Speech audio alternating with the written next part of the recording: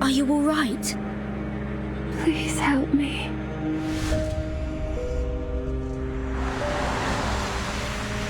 There's a motel close by. A motel? Tuesday's motel. Can I help you, miss?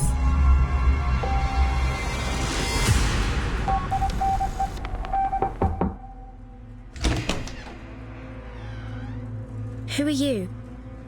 You're in deep now, ain't you? The name's Argus. Just call me Merc. When was that array drawn? It'd be less than 24 hours ago.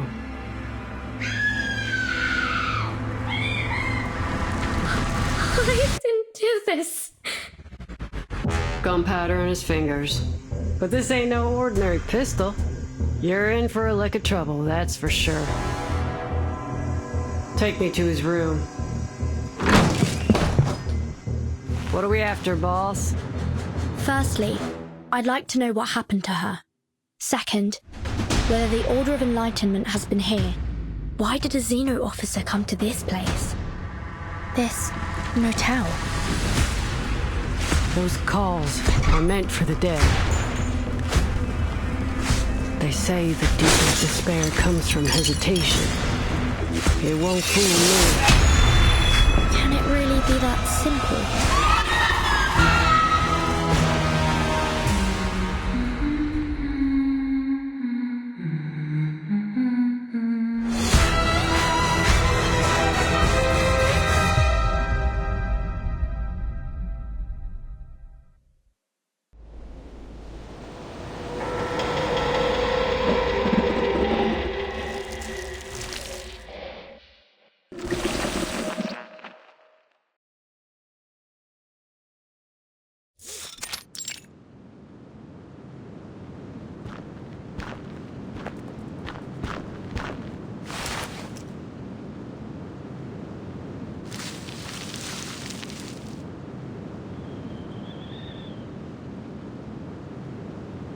.6 long.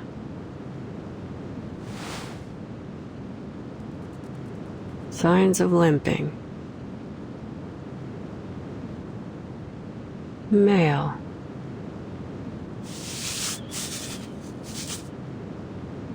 Around 20 years old. Lightweight.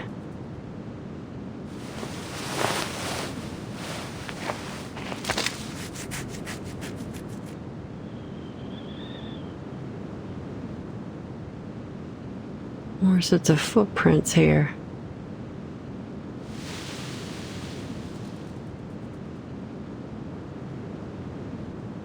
Boss, are you sure this is where the materials for the revered one are?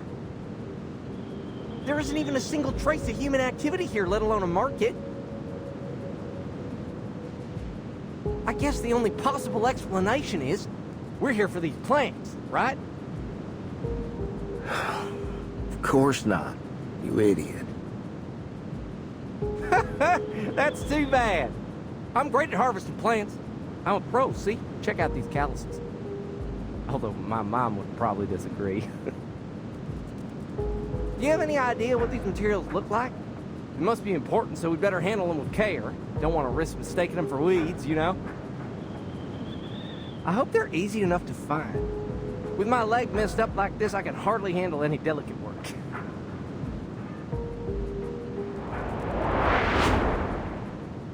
That's him. The one with the limp.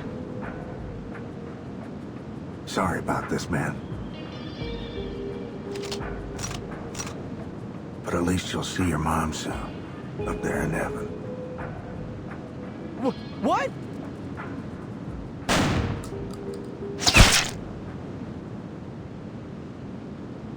Who's there?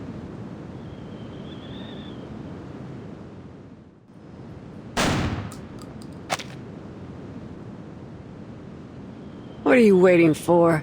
Get your ass out of here.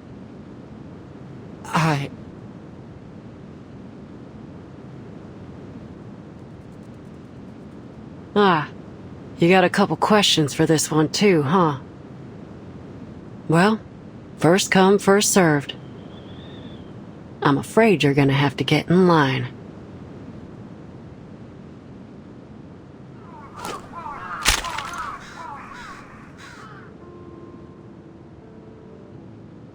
Alright, here's how we're gonna do this.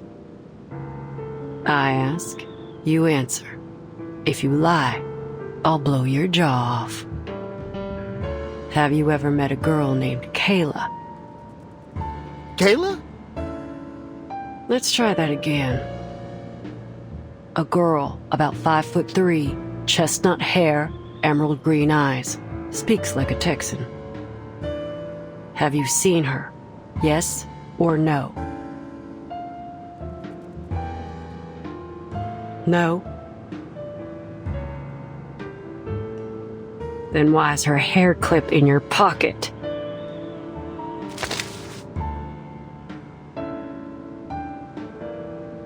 I remember. There's a girl, 5'3", chestnut hair. She's always carrying a basket. Her name's Kayla, too. But her eyes ain't emerald green. They're...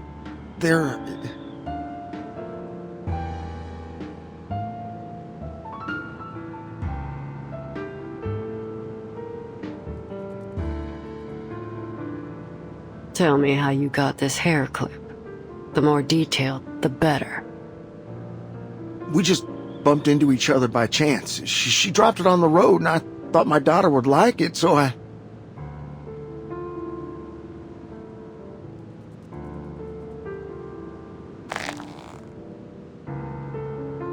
I'll give you one last chance. Where did you meet? At a place called... Tuesday's Motel. There you go. That wasn't so hard, was it?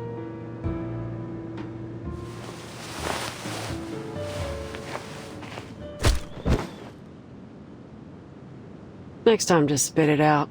Save us all some time. Are you with the Foundation? The Foundation? Yeah. They hate the Foundation, you see. But you saved me. I need some help. My mom...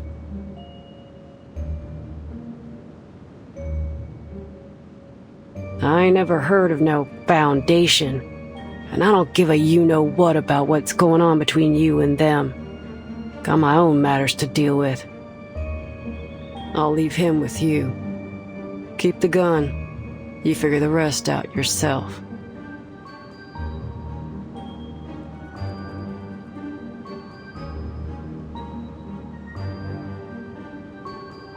Now, where's this motel?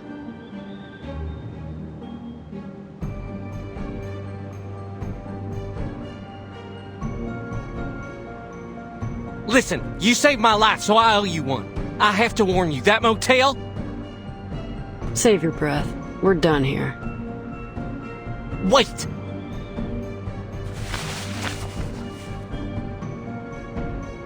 You're a mercenary, right? I can tell by your gear. I'm worried about my mother. If you see her on the road, please give me a call. Here's a photo of her.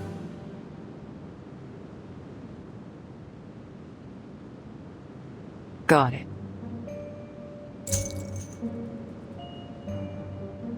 And here, my phone number.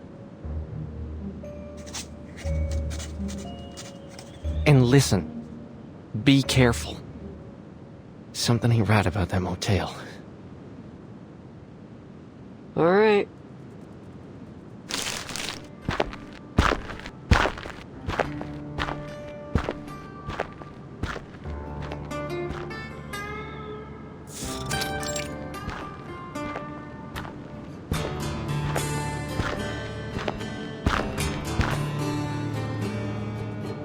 One sheep, two sheep, three sheep.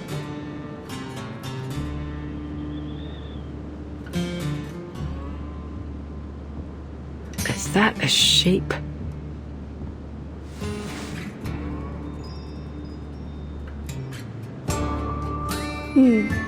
Two sheep, three sheep, Funny how we hit the hay every night, just like kids hit the books every day. I'm Barbara. Nice to meet you.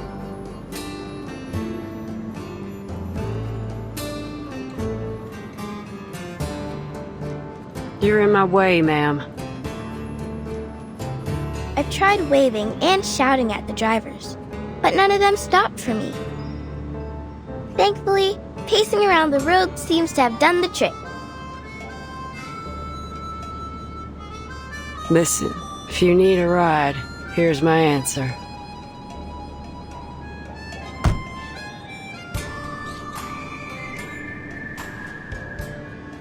No. My driver left me here, probably because of that scraping sound on the car roof. That scared him half to death. Everything happens for a reason. Destiny's brought me to the right place, I think. Could you give me a ride? I'm on a business trip, so money is no object. It ain't about money. Oh, a disappointing answer. But I understand. One must be vigilant. If you don't mind me asking, miss, what happened to your eyes? They're bloodshot. It's best not to drive with your eyes in such a state. You have a much higher chance of getting into an accident. That ain't none of your concern, Miss Sheep. See ya.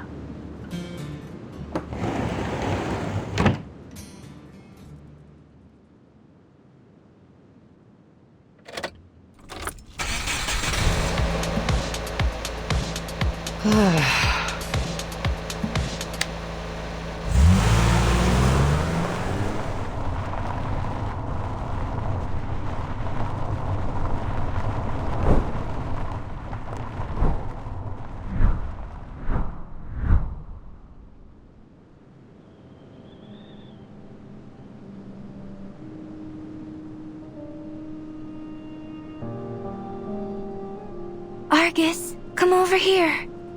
This little lamb almost didn't make it out of her mama's belly.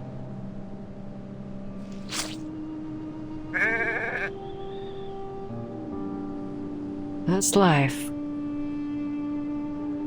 Don't say that. No living thing is born to suffer. Look, it's already standing.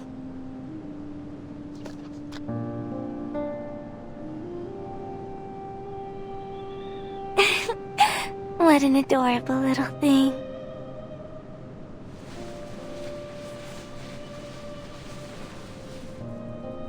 It's getting dark. We should take them back. Ain't no way they'll make it through the night out here with their mama hurt. And you can't see a thing at night. You're right. Let's go.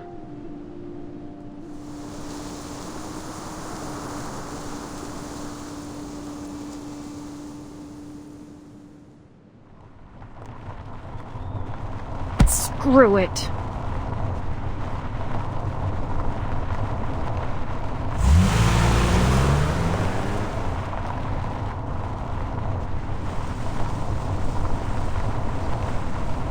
I should have minded my own damn business.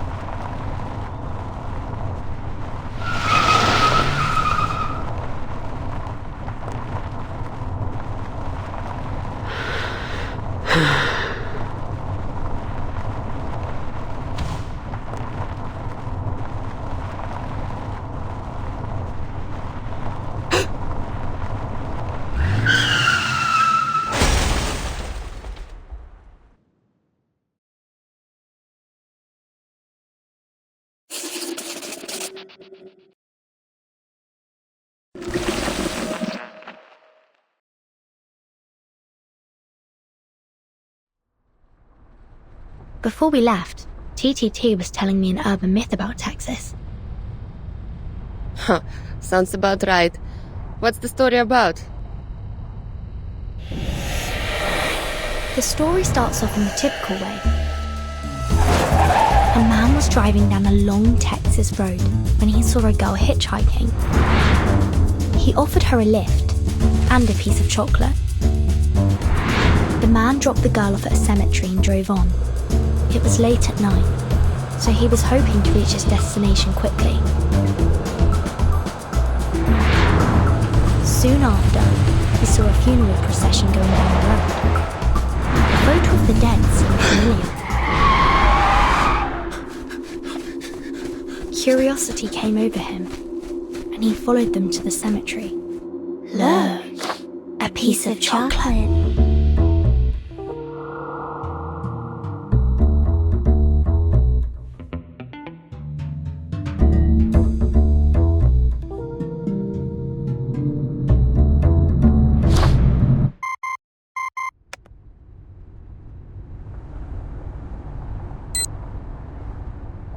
Give me a moment. I have to take this. It's from the Foundation.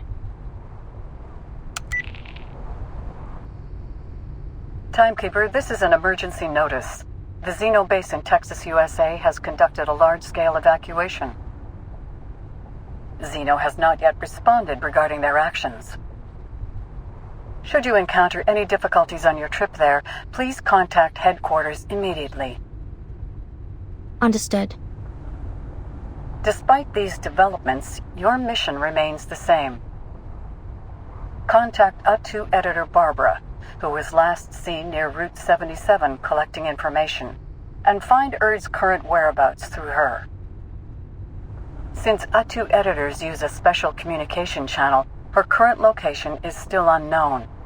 We'll be in touch as soon as there's any new information. Any questions, Timekeeper? No. Thank you. All the best, then.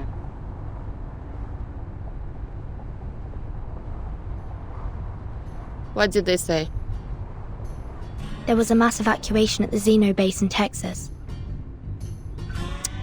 What's that all about? They called me 2 days ago, saying that Red 38 was still under routine maintenance in their armament factory. But now, all of a sudden, they're gone? How am I going to get my Red 38 back now, huh? If they hadn't taken her away for inspection, we wouldn't be traveling in this little car, wasting all day on the road. The operator only mentioned an evacuation. It's still possible that some of them have stayed behind to keep the factory running. If you're worried about Red 38, we can take a detour there. It's in Chisos. The town isn't far from here. Hey, mister, can you take us to the cheeses? It's just a little detour.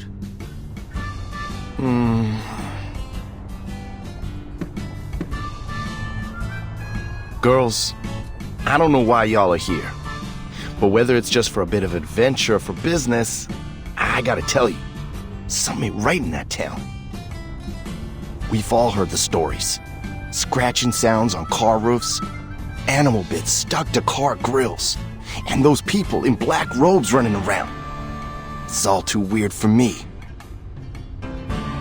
Give the ghost stories a rest. Look, if you're trying to negotiate a higher price, at least be a little smart about it, instead of trying to spook us with a few tall tales. You got me all wrong. Who in their right mind would throw away the cash in their hand unless they were forced to? Benjamins are good and all, but they ain't worth my life. Ain't no way I'm taking you there, no matter how much cash you throw at me. Why? Were you the driver in that ghost story? No. Have you seen these things happen yourself? Come on! It's just a little detour. It won't even cost you much fuel.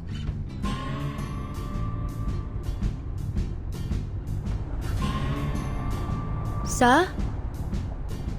You see that? It's fogging up.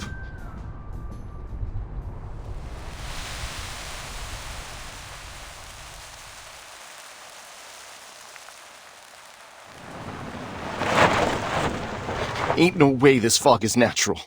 We shouldn't go any further. I'm stopping right here. Ugh, fine. I'll drive. Swap seats with me. No! Nobody get out of the car. Why?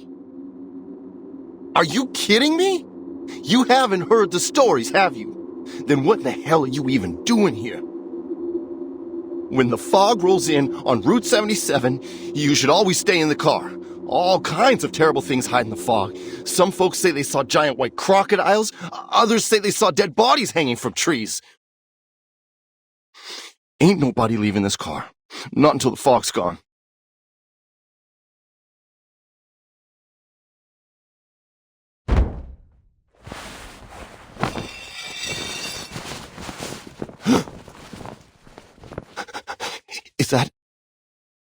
Is that? Oh, come on! Don't tell me you're scared of this stuff.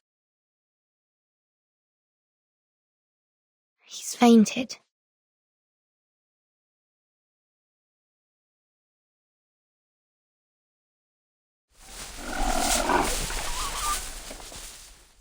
I see.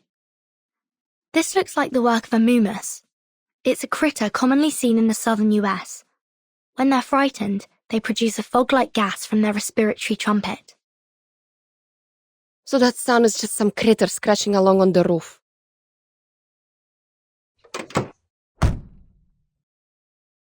At this rate, I won't get my Red 38 back for another month. Well, I always wanted to try this. Help me move this guy. And you'll have to give up your passenger seat, Capitan. I know what you're thinking, but do you have a US driver's license? Or any driver's license at all, for that matter? What do I need that for? I can fly a broom and even do all those maneuvers. That takes more skill than driving a car, don't you think? Compared to flying, driving a car is child's play. Just look at the number of drivers compared to pilots in the world.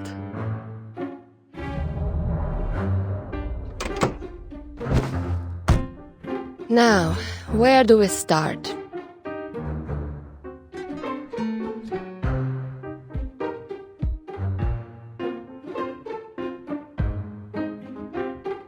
Start both engines. Keep the tachometer at 70%. Here's the nose wheel steering, the position indicator for the joystick, the throttle lever. And these are for the flaps. No, that's not right. We're in a car, not a flying machine.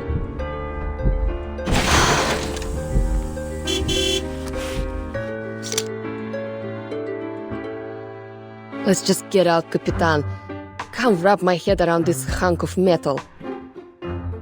Good decision. If these critters are responsible for this fog, our solution is simple. We drive them away. Let's go.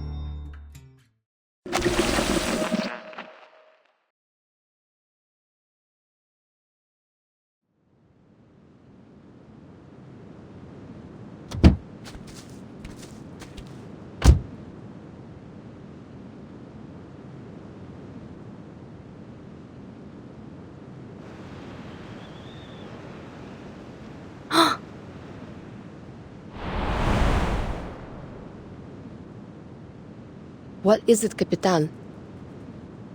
Someone's casting arcane skills nearby.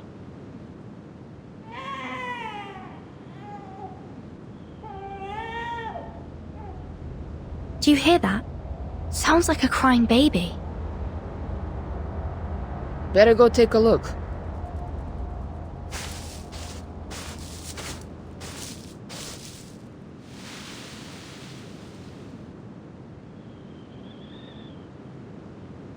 You know, a Texan soldier once told me about a notorious bandit back in his hometown many years ago.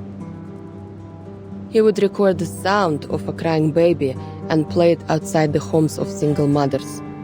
Then he'd wait, ready to attack them if any of them opened their door to look for the baby. Yes, But the actions of one man don't negate all other calls for help. Of course not. It's just a reminder to be ready for anything. We're close now. Prepare yourself. Got it.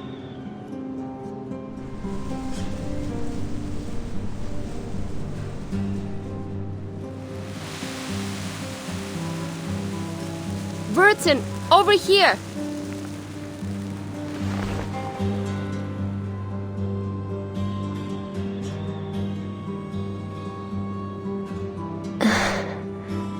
Hello. Please help.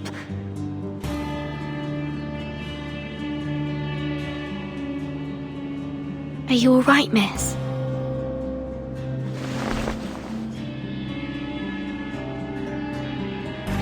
Finally. Someone.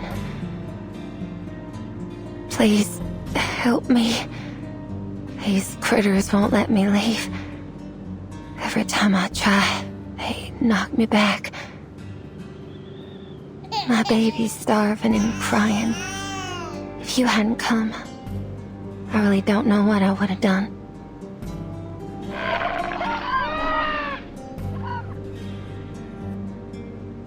You mean these Moomus? I've never read about them attacking anyone in any reports. In fact, they're known for being rather timid. Reports don't necessarily capture the whole story, Capitan. Look at them. They don't seem very timid to me.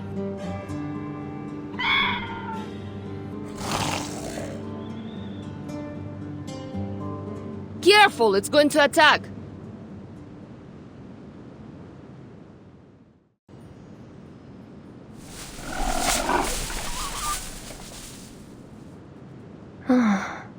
They always run off so quickly.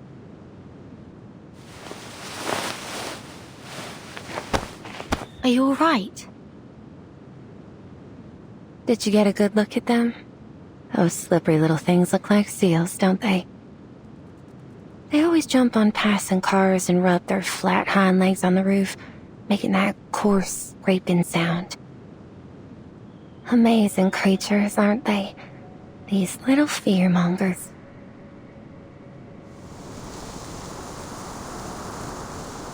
But they are, in fact, easily frightened. The slightest movement could startle them. That's why it's foggy all year around here. Many of my guests have trouble finding their way to the motel.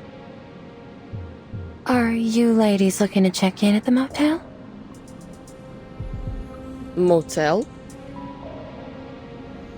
Yes, Tuesday's Motel. If you're looking for a comfortable bed for the night, it's the place to go. Anyway, thank you so much for saving us. I owe you one. Excuse me? Are you the maid at Tuesday's Motel? Oh, I almost forgot to introduce myself. Folks around here call me Tuesday. Hey, Tuesday, over here. Hey, Tuesday, breakfast for one, please. Tuesday, Tuesday. Oh, ain't we all like horses? And our names like the reins pulling at us.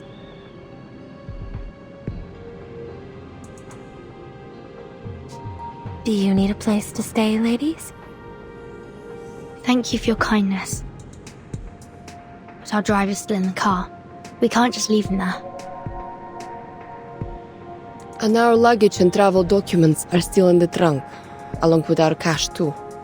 Let's head back now that the fog has cleared. Shall I lead the way? You? What were you doing out here alone anyway? I was waiting for a guest. It's been 2 hours and they still haven't shown up. I thought, rather than waiting here, I would pay you back for helping me. I assume you parked near Route 77? Let me take you there.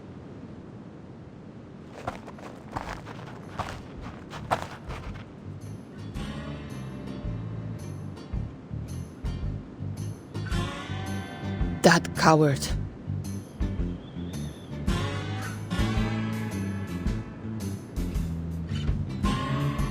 He just threw out our luggage and took off. How pathetic. At least he didn't take the luggage with him. Are you going to thumb a ride with all these bags? I'd advise against that, especially here. You've seen those movies, right? Bad things can happen on the road out here. There are a lot of smugglers around these days.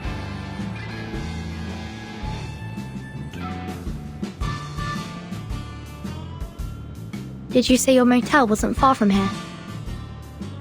Yes. Come this way. There's an easy trail that won't dirty your shoes. Don't worry, it ain't far.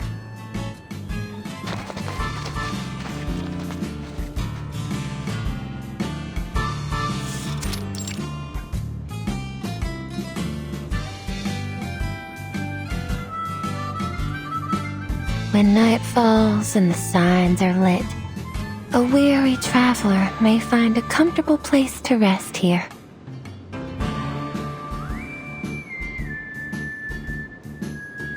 Welcome to Tuesday's Motel, ladies.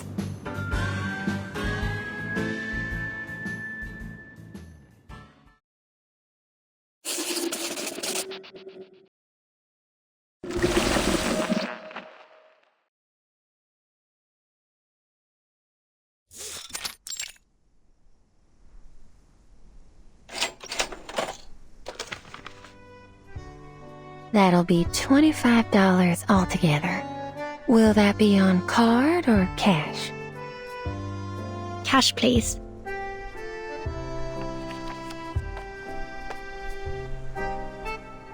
Hey, do you know if there's an armament factory in the town nearby? An armament factory?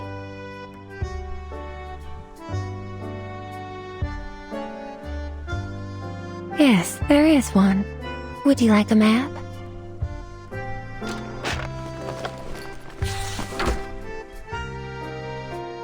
If you plan on visiting, make sure to return early.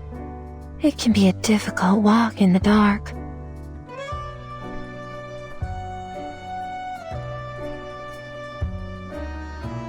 Doesn't seem far from here. It's about an hour's walk. I'd recommend leaving tomorrow morning. It's getting late. It's best not to be outside at night. Thanks, but I'm going right now.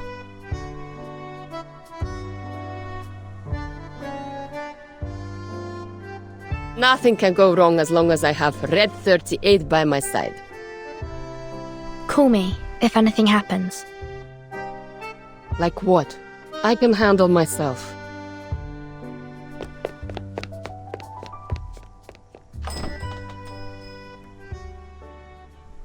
Don't worry. She'll check in later. Here's your passport. Have you been working here since the opening of this place? Yes. How's business? Not too great. It's the off-season now. You don't seem too good at small talk. Is there anything you'd like to ask? I do have one question. Have you seen a sheep-headed arcanist around?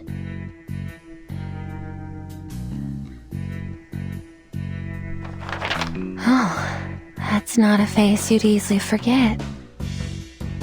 And why are you looking for this arcanist?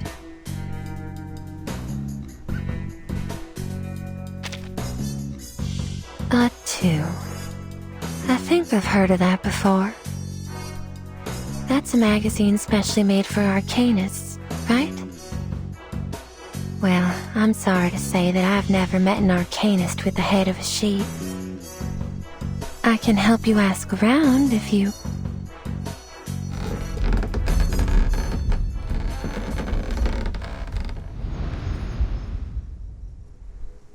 What? Sounds like something's going wrong upstairs. Sorry about that. Let's head up. Your room's on the second floor, too. Then we can take a look at what's happened. Sounds good.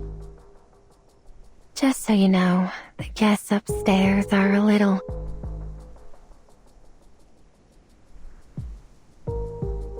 Well, you can stay behind me if you like.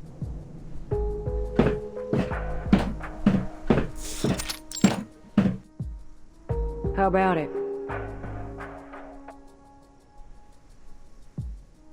It's just a simple room swap. I'm sure it won't be no trouble at all for a generous lady such as yourself. That's the guest staying in room 210. She arrived here the night before yesterday. She was injured when she came in. Seems it didn't take her long to recover. But I don't quite understand why she insists on swapping rooms with the other guests. If she does the same to you, please call the front desk. I'll do my best to help. Why didn't you offer her your help? She needs it more than I do. Oh, things don't work like that here, miss. Everyone has their own secrets. With the variety of guests we get, it's best to keep your mouth shut, or else somebody will shut it for you. Although there are fewer bounty hunters around these days, my advice is to stay quiet if you don't want any trouble. Especially if you're dealing with an armed mercenary. You know how things like that play out down here in Texas, don't you? Understood.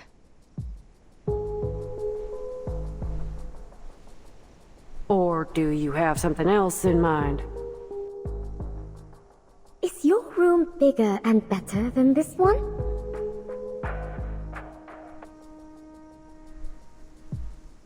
That's the guest of room 218 speaking. She too is a young lady like you. You remember all the guests and their room numbers? You'd remember her too if she'd been staying in your motel for a month. Miss Kimberly's been here for just over that.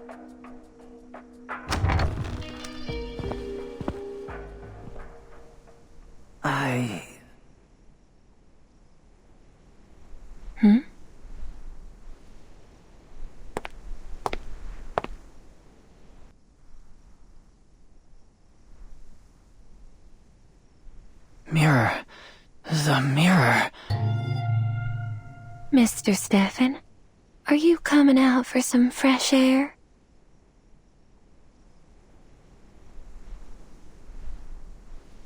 Maid, you're just in time. I'd like to swap rooms with this Kimberly lady. If Miss Kimberly and yourself have come to an agreement, then I see no reason why you can't do so.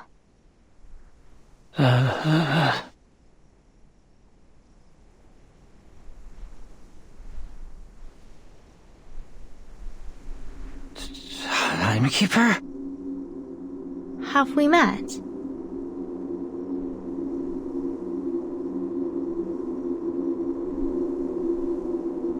Vertin? That's me. Do I know you, sir? I saw you. In the newspaper. The newspaper, that vacuum bomb. Did you see the explosion? You must have, because you made it happen. You dropped the bomb, you murderers. But have any of you been brought to justice? No, not a single one. Instead, you were congratulated and given medals. Revolting. Disgusting. Why were you rewarded for murder?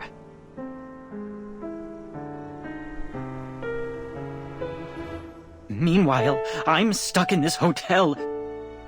Lord, is this what my life has come to? But we've never met before. I don't even know your name, sir. Of course you don't know me, but I'll get the truth out. I'll expose your crimes to the public.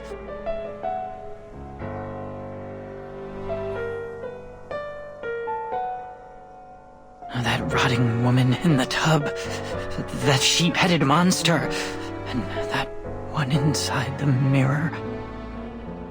Sheep-headed, you say? Wait, sir. Shh, don't startle him. He's totally crazy. I should have known it was all fake! If they're giving out medals for killing people, then I should have one too. That shiny medal. It should be mine!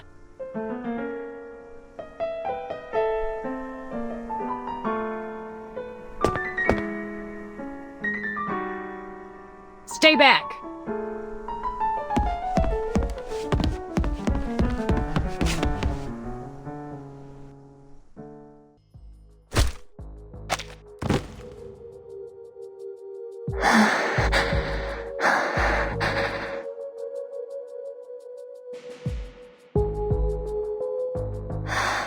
I'm ever so sorry about all this, Miss Furton. You've only just arrived, and you've had to deal with so much trouble already. Oh, it's no trouble. In fact, I'm glad that we came here. That man said he'd seen a sheep-headed monster. Oh, that. He's quite delusional. Surely you won't take the ramblings of a madman for a fact, will you? He's been peculiar since the day he checked in. He spasms and twitches and pays little attention to his surroundings. It's best not to have a face-to-face conversation with him. Who knows what he'll do next? Hey, you, maid. Enough chatter. You have a job to do.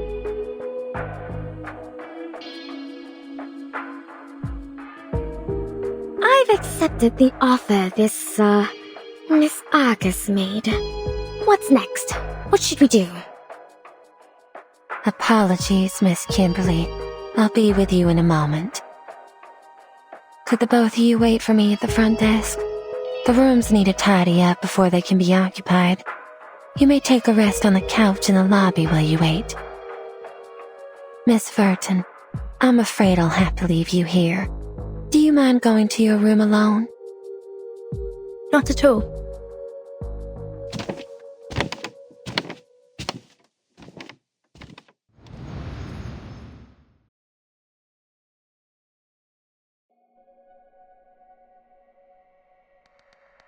Ma'am, you can just leave the room as it is. If you clean it, it'll interfere with my work. You might want to check on that Kimberly lady. She looks starved. She wouldn't stop shaking.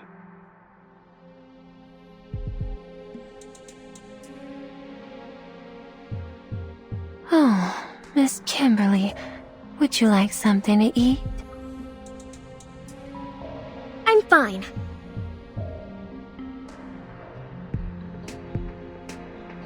I agreed to change rooms, didn't I? Why are you two still mocking me?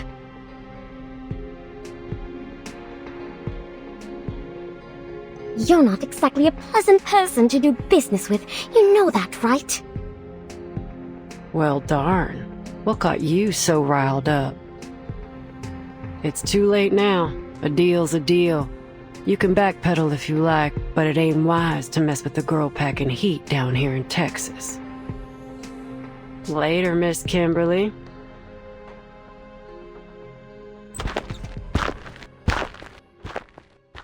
Her arcane skill.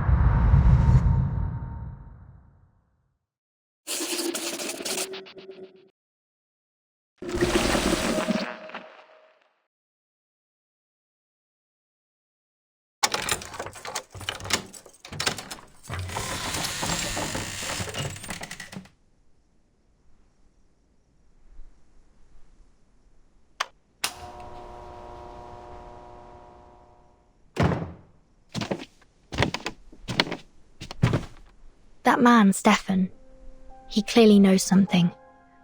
But he appears to be rather mentally unstable, and he's hostile towards me. Madam Z cautioned me on this. I must be extra careful when dealing with people like him. Should make sure I have a backup plan in place before proceeding. Still no sign of Lilia.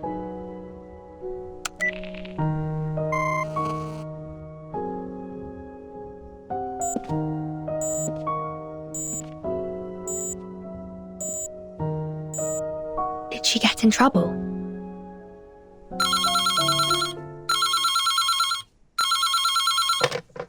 Hello?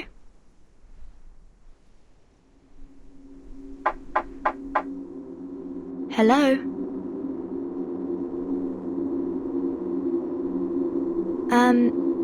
Is that Miss Tuesday?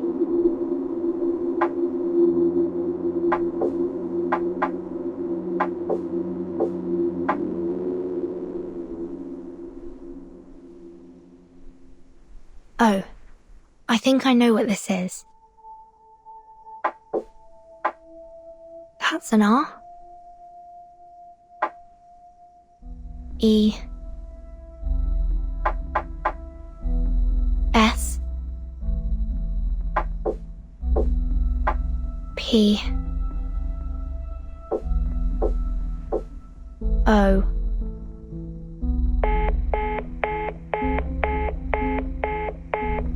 Respond.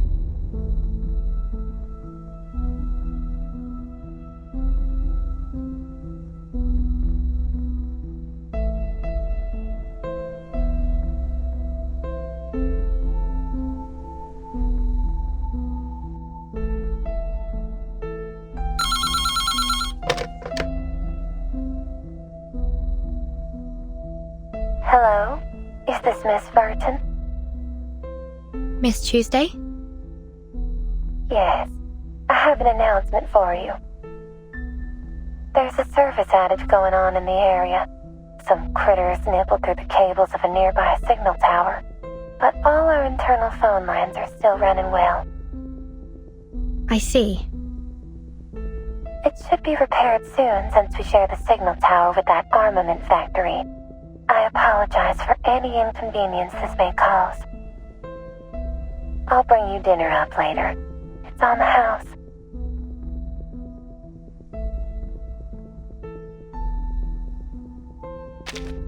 May I ask what's on the menu? We have one free meal a day, a ham sandwich, and a glass of milk.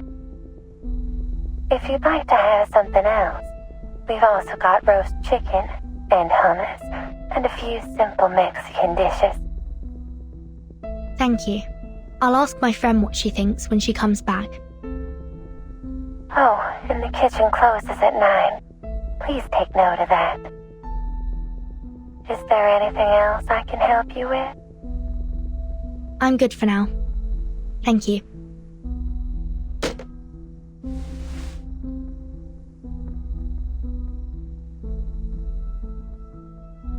Spiders?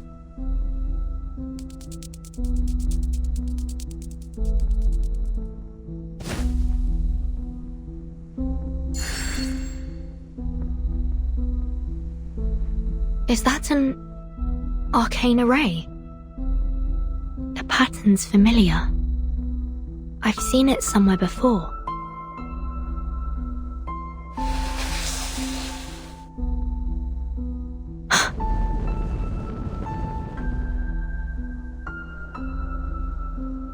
Yes, I've definitely seen this before. When I was in school.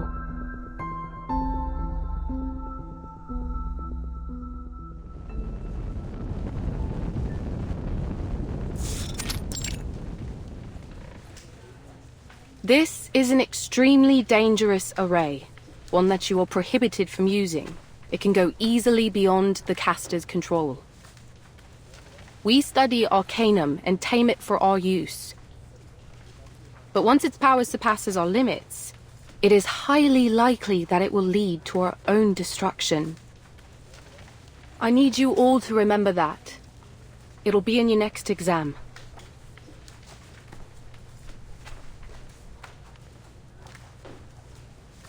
Burton, are you listening? The instructor just said it'd be in the next exam. If you like, you can check my notes. Oh, thank you. My mind was somewhere else. Why have they made it a key point of the exam if we can't even use it?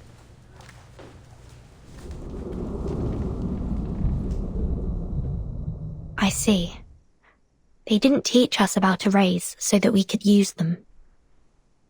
They wanted us to be able to identify them so that we could avoid danger.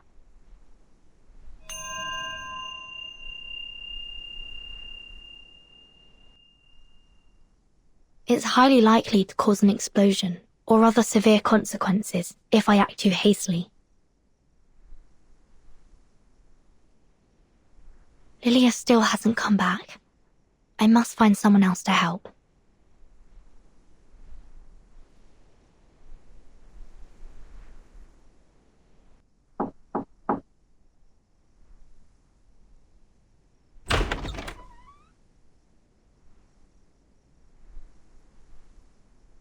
Hey, we met back in the hallway, remember? Now it's your turn. What exactly do you want from me, miss?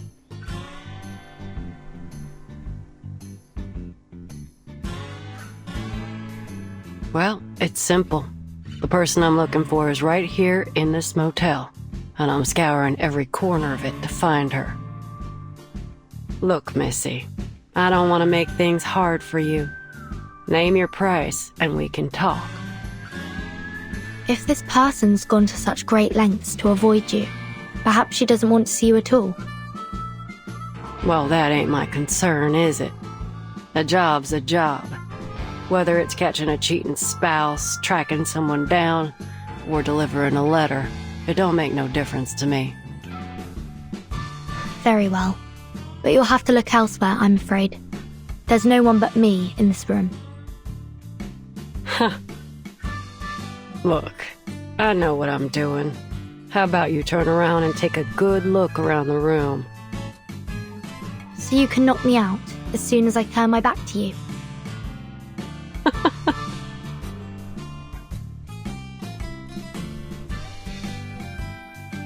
Missy, if that were my plan, I wouldn't have spent all this time talking to you. I much prefer to do my business pleasantly. I don't like to see things get too ugly.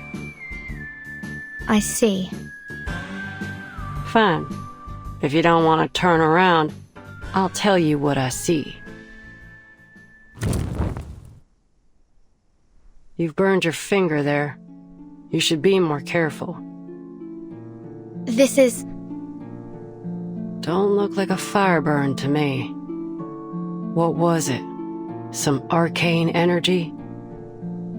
Looks like this room has a couple secrets, too.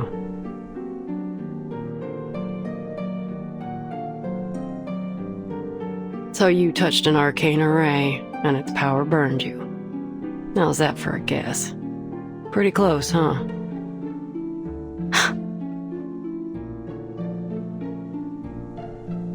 This is my arcane skill. It allows me to see the traces that people leave behind. That's how I get these jobs, you see. Ain't nothing happening that don't leave a trace. If there ain't no trace, then it never happened. I came to your room to look for evidence, not a person. I see.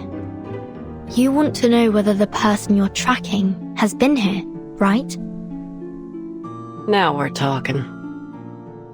Before I let you investigate the room, I have one more question. You take jobs from people nearby, don't you? Of course. It's obvious, ain't it?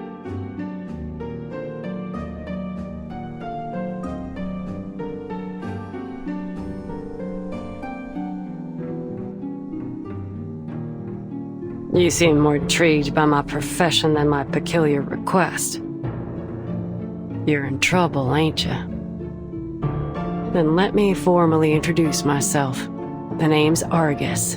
I'm 26, and I have extensive experience as a mercenary. Let's make a deal.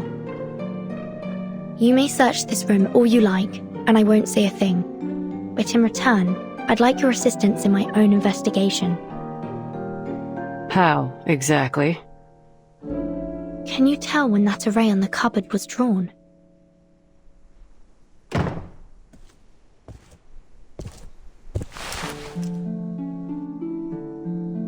Less than 24 hours ago. In other words, this was left behind by the last guest who stayed in this room.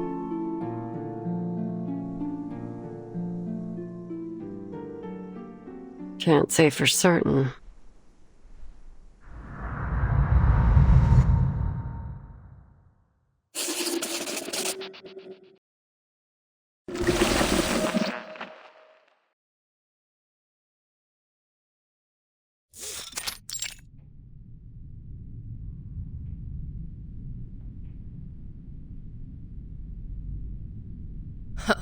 Let's see what you've got in there for me.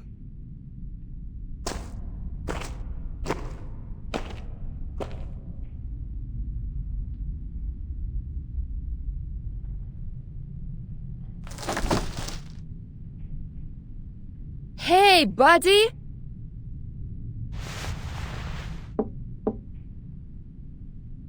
They just left her in a wooden box. What kind of safekeeping is this? Anyway, I don't have much time. I'll settle that with them later.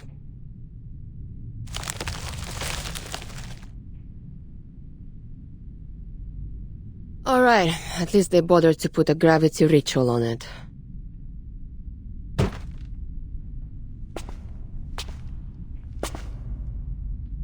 Are you also preparing to evacuate?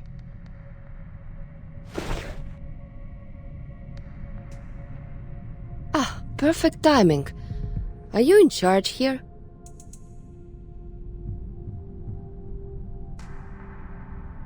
No, I'm not in charge of anything, Lieutenant. I'm just passing through. I'm Kayla, by the way. I heard some rattling here and thought some of those kids might have come back to steal weapons again. These things aren't cheap, and the kids know it. Kids stealing from the military? Huh, that's a new one. Where are the guards here? Oh, didn't they tell you, Lieutenant?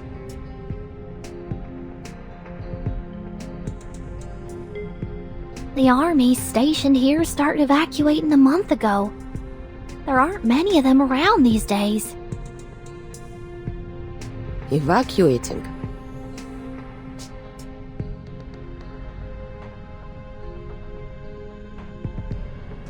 Then where can I find the soldiers that are still here?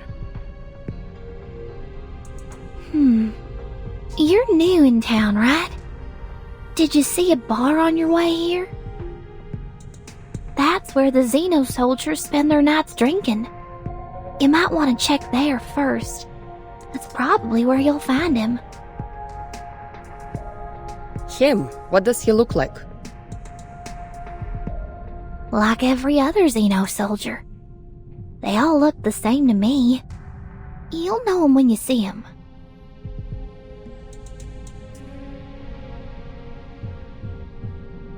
But I have to tell you, the bar doesn't like outsiders. Have you heard of the Order of Enlightenment? It's an occult society, very active these days. They were preaching in this town just a few days ago. Today is their day of prayer. And, what does that have to do with me? The bar you're going to is where they gather to pray. That's all I know. If you're going up there, please, be careful. Huh, thanks.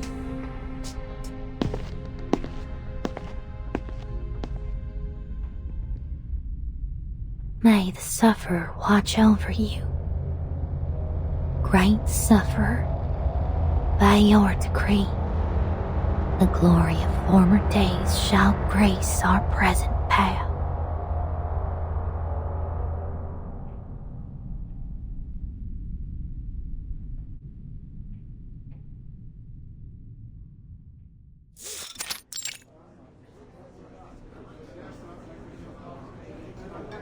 Great sufferer, by your decree, the glory of former days shall grace our present path. We dedicate our souls and minds to you. We seek the well-being of our people in your name.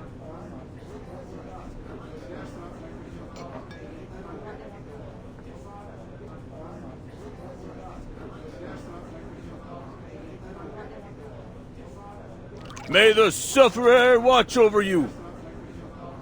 Under the grace, may our cups overflow. To the sufferer! Take the sufferer!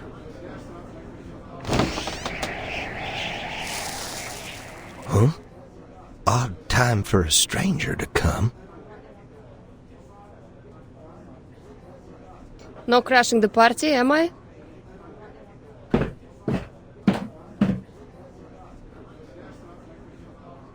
Napa Valley, Californian Red, Kentucky Whiskey. Ha! There's a lot of good stuff here. 1 vodka, straight. The best you got. It ain't business hours, lady.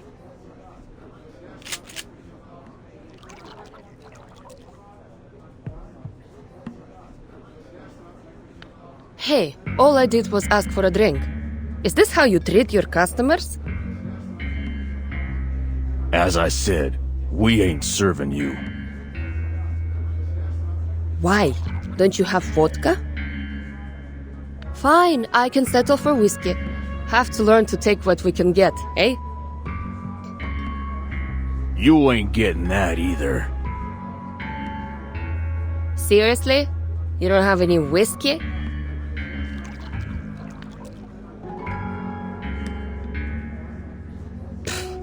I'm starting to understand why Zeno evacuated. What's the point of living in a town where there's no real liquor? Especially for those drunkards. What's a Xeno lieutenant doing here anyway? No alcohol fuel in that warehouse of yours?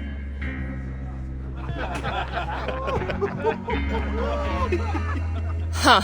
You sure have some interesting drinking habits down here. But I'm curious. What did the sufferer promise you to make you all change your faith?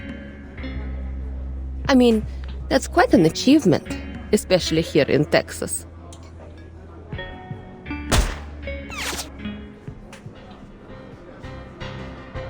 Oh, so we're doing this now, are we?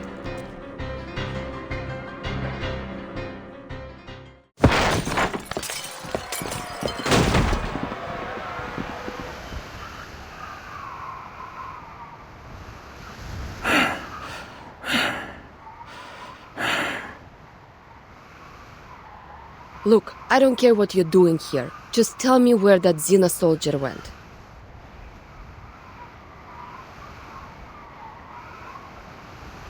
What Xeno soldier?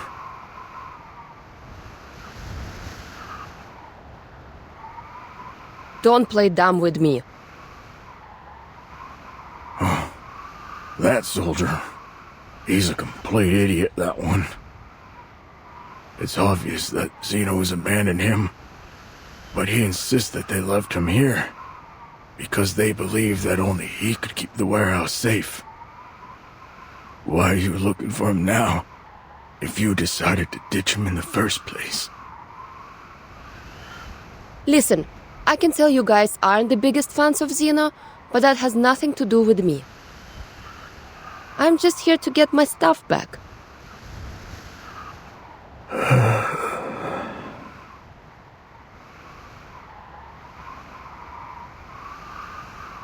Fine. If you insist on finding him, try your luck on the outskirts of town. He might be drinking there. Thanks.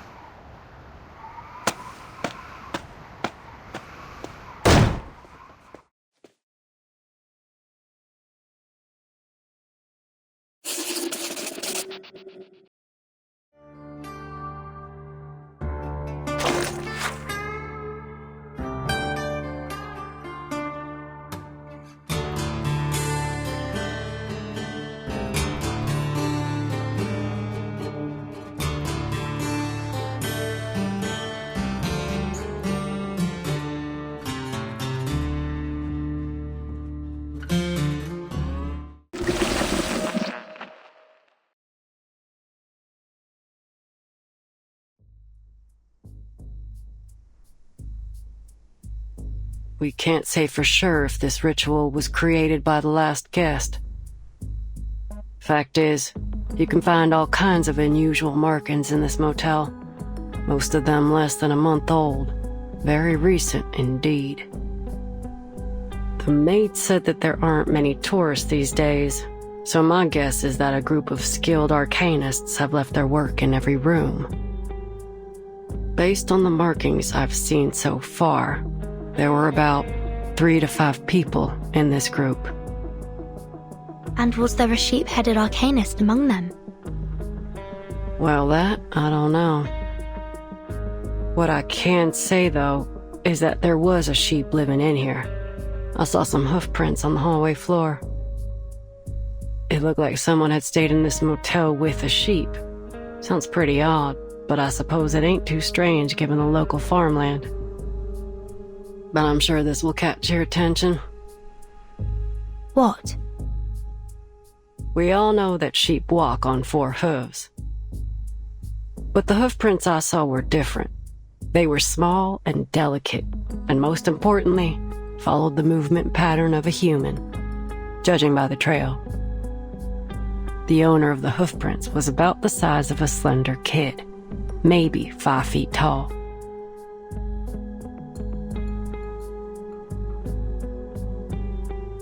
That's it. That's the one I'm looking for. Don't I know it? They can question my morals, but nobody can question my competence. So, may I enter your room now, Miss Verdon? Please. Now, let's start with this little thing. The carvings are new. No sign of woodworm damage or moisture absorption. These splinters along the edge are extremely sharp.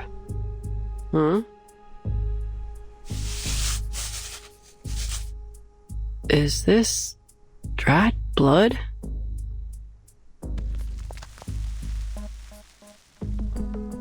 Blood was used as the medium for this array. The circle isn't fully closed here, and the lines are a bit uneven. Whoever drew this doesn't seem to be an expert. You know how to deal with this, right? All you have to do is ask, boss. You might be surprised. We need to destroy it as quickly as possible. I think it's been left by a dangerous occult group. Hold on.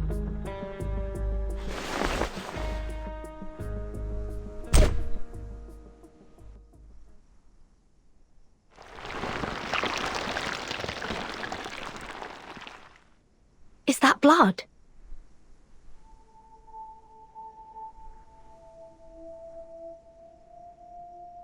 Yep. The blood of an arcanist. So it can't be Kayla's. Can you discern the owner's identity? I ain't all-knowing. I can't identify people by their blood. No, I'll need more than just blood to find out who was here.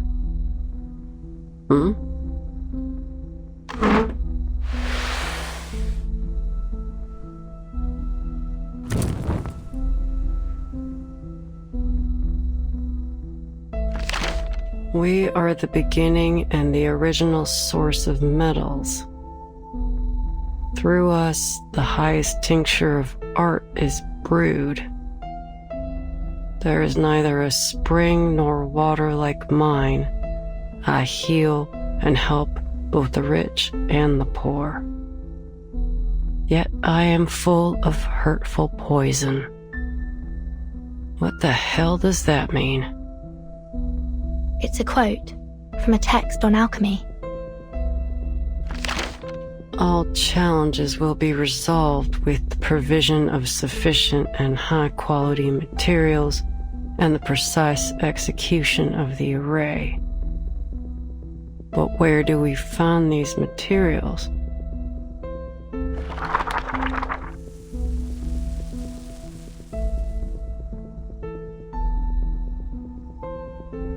What was once sundered shall reunite.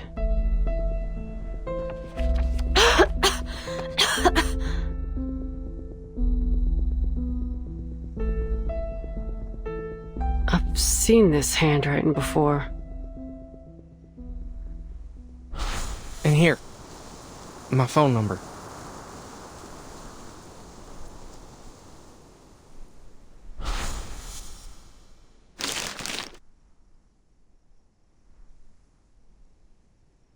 Yep, this is definitely the same.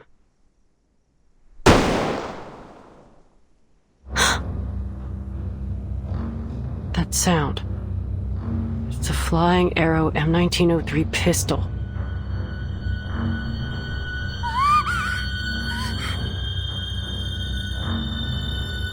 Kimberly? What's wrong with her now? I better go check it out, boss. Something don't seem right. You coming? That Kimberly must have run into something.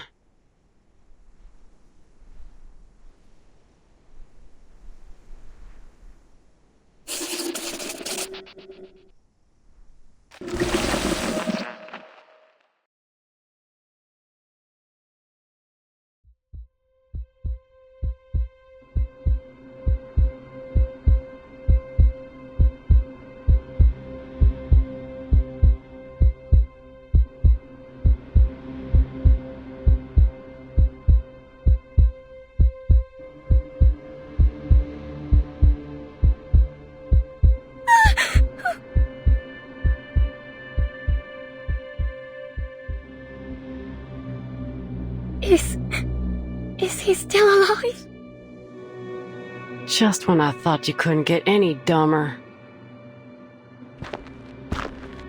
Is this a suicide? He pulled out the gun and shot himself in the head. His brain splattered on the walls and flowed onto the floor.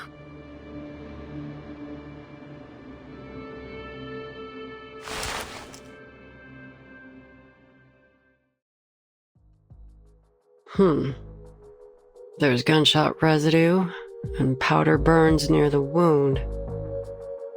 Gunpowder particles on his fingers.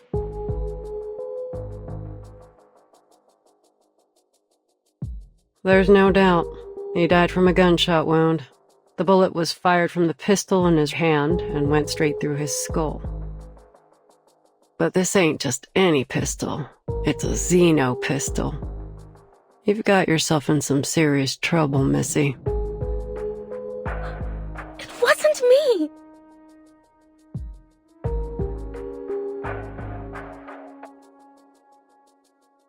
I'm just an innocent, sad, terrified girl who just happened to pass by. Well, Miss Innocent, Sad, and Terrified. If you want to prove your innocence, start by telling us what happened here. And mind you, I will call you out if you lie. The evidence here will tell me what's true and what ain't.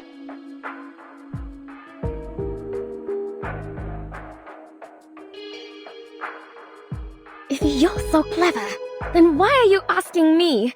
Just figure it out yourself.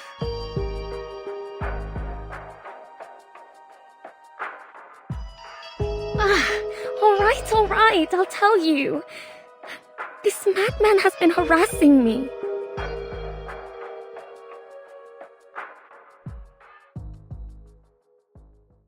Ever since I moved into this place, I'd often seen him pacing around in the hallway. Day and night, he'd stomp around out here.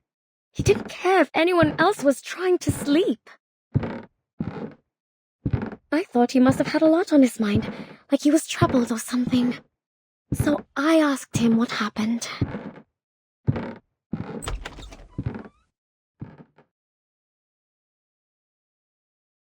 His deep, sunken eyes were bloodshot.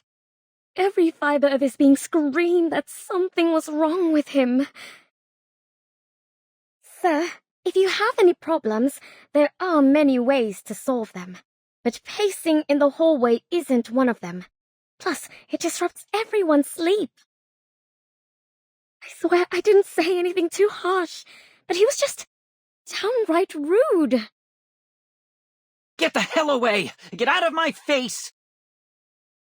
Excuse me! That's pretty rude, you know. I had no desire to argue with the madman. Thankfully, the maid intervened when she heard what was going on. I have no idea what she said to him, but eventually they came to terms. He stopped pacing the hallway from then on. That was a relief. I'm sure the other guests would agree. That maid can vouch for what I've said. Ask her yourselves. Not long after, I found a letter from Stefan on the floor of my room. It had been slid under my door. In the letter, he apologized for his behavior.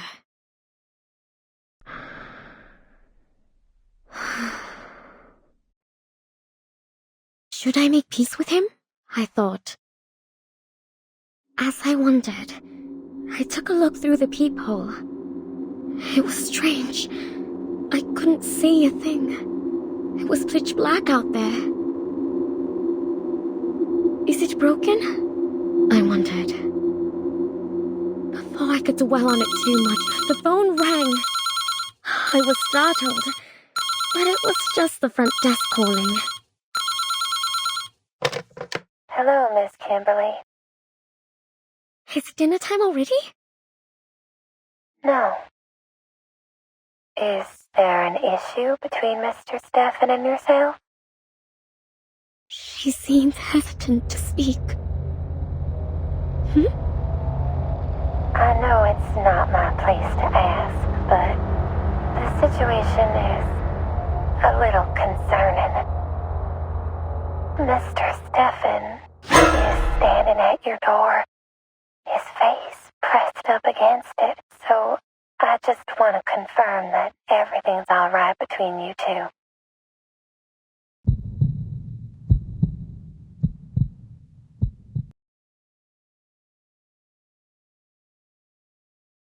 And that's what happened.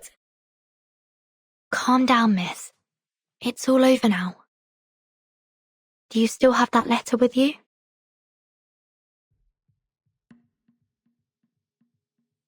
Who'd hold on to that? I threw it out right away. It's somewhere in that bin.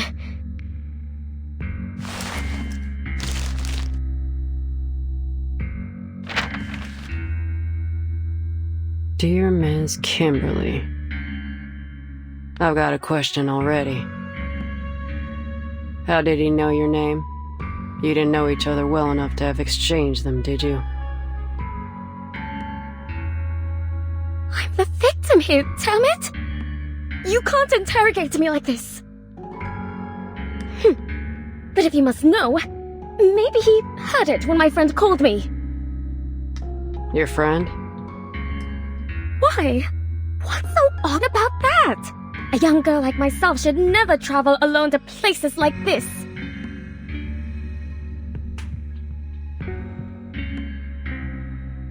I need someone to make my bed and prepare my clothes and, most importantly, I need to eat. I wouldn't even be here if I weren't looking for...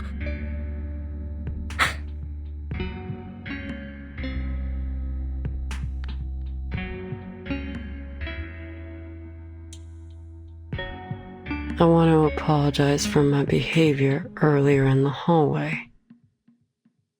Looks like a perfectly normal letter to me. No hints that this is from a man on the verge of a mental breakdown. If you won't take my word for it, go ahead and ask the maid. She was there. She can vouch for me. Please, we weren't accusing you of anything.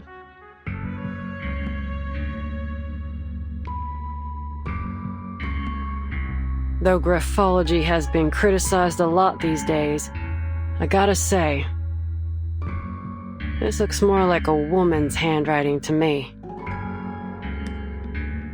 So you mean Stefan was a woman?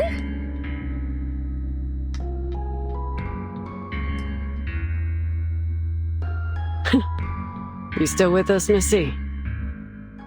What I'm suggesting is that Mr. Stefan didn't write this letter, but a woman did. But that's just speculation. Chances are Mr. Stefan's handwriting was just a little feminine. I'll keep this letter for now. Back to my questions. If the story you told is true, then why are you at the scene of his death? Did you go looking for him, even after all the weird things he'd done? I was hungry, okay? That's a good enough answer for you? I can't just starve myself! Hungry? If I remember correctly, the motel offers room service. And you get 1 free meal a day, so even if you ain't got no money, you have enough food to get by. What do you know?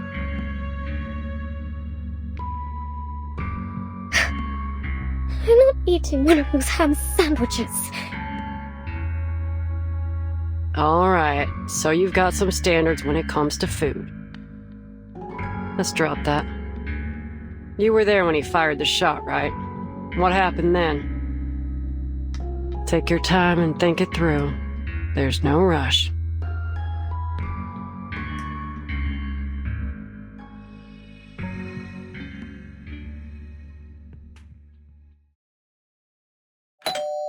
About 15 minutes ago, he rang my doorbell.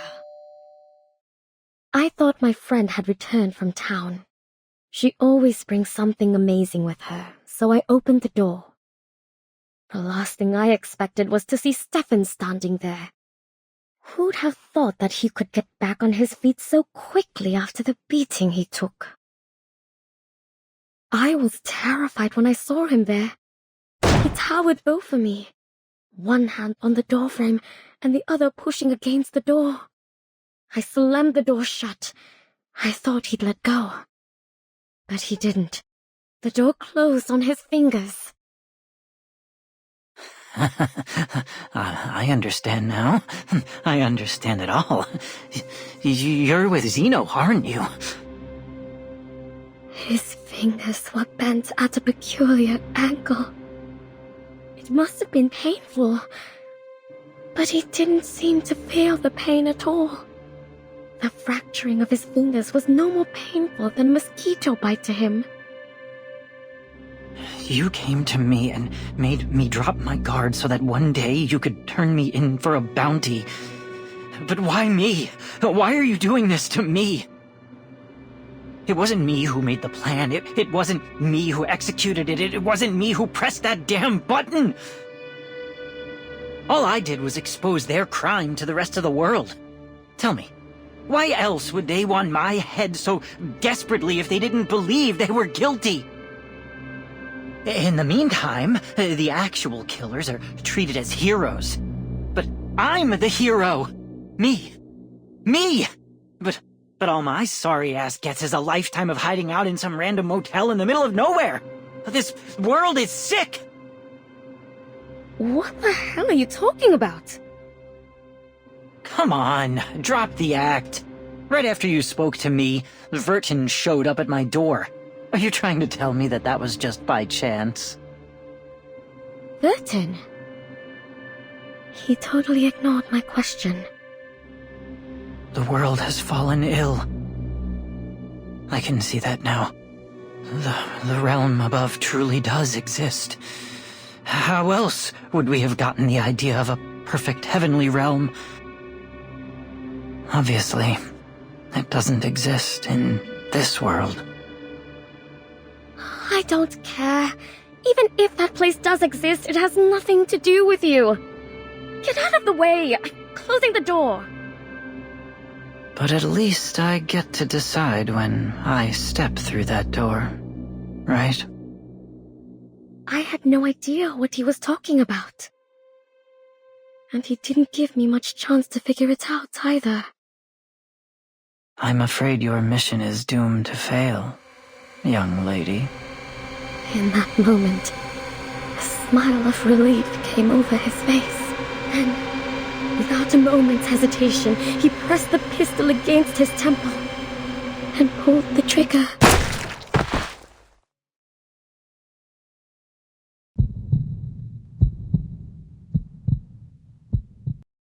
And you know the rest.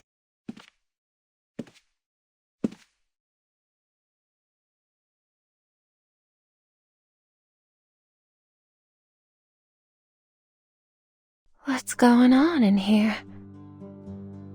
This man killed himself. Oh dear. There's blood everywhere.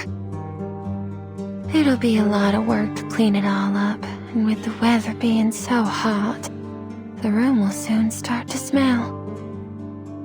All the carpets have to go.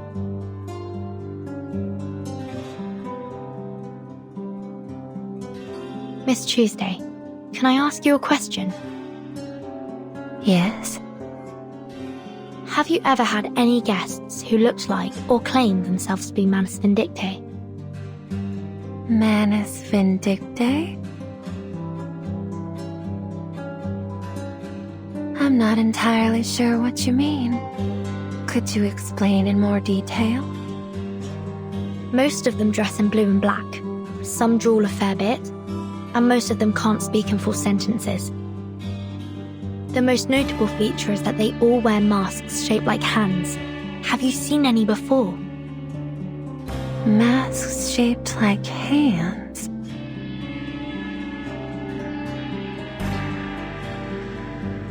No, I've never had a guest who wore a hand-shaped mask. Never seen anyone in blue and black either.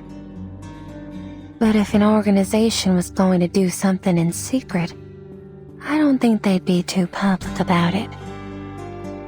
Hey, lady.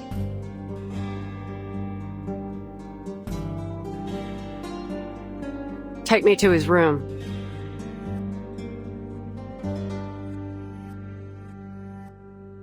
Oh, it shouldn't be too hard for you to find the room yourself, right, Miss Argus? After all, that's how you make a living. But I can just tell it to you. It's 214. You must be curious about that room. I'm surprised. You've been in almost every room in the motel, and you've been here for 2 days. You're like a child in your curiosity. This place would be much safer if you were the sheriff here. Anyway, I hope you can find that girl soon.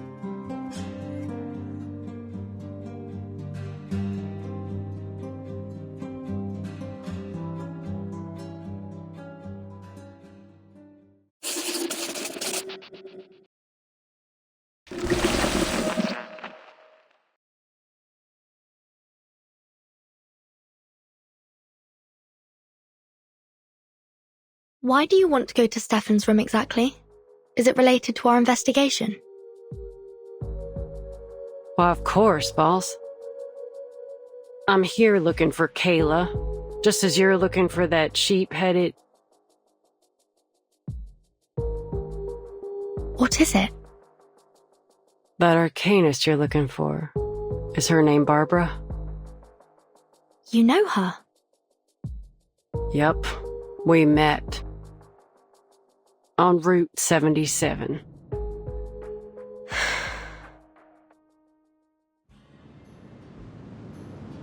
I just got done asking 2 men about Kayla's whereabouts and saw that it was getting dark. My sight ain't so good at night, and the nights are long these days. So I was in a bit of a hurry, hoping to get somewhere with proper lights as fast as I could. That's when I saw her, Barbara, all alone by the road. Some jerk of a driver dumped her there, and she asked me for a ride. I turned her down. Heck, I could hardly see. She'd have been better off waiting for the next driver than riding with a blind bat like me, you know? But as I drove away, I changed my mind. She was too young to be left out there all by herself. So I turned back to get her. But when I arrived, she was already gone. There was nothing but a trail of hoof prints in the dirt.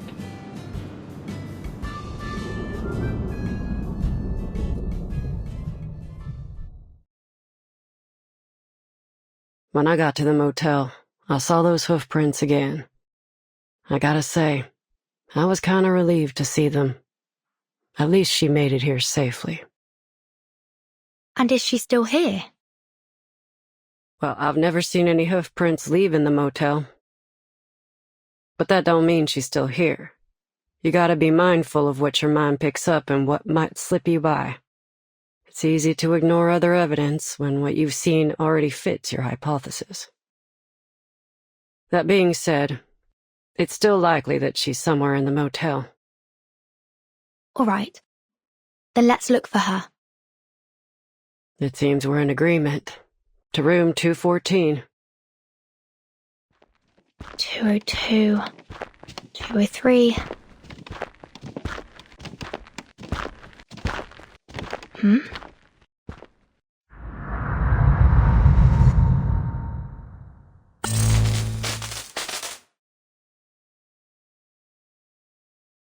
I've checked those too. Ain't much in them. Argus, did you see a red door just now? A red door? Nothing. Must have been my imagination.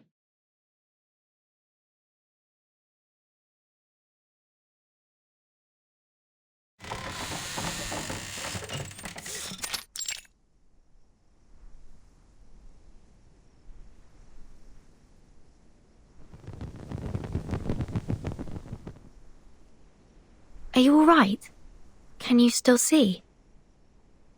Don't worry about it. Ain't the first time this has happened. This eye issue runs in the family. It's the price we pay for having our arcane power.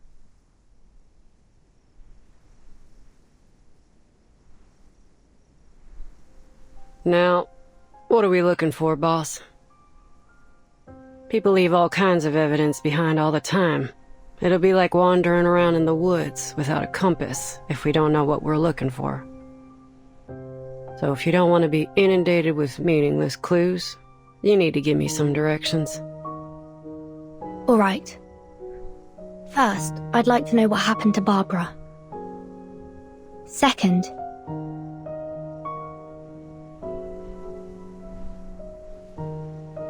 whether Manus Vindictae has been here, or anyone from that Order of Enlightenment.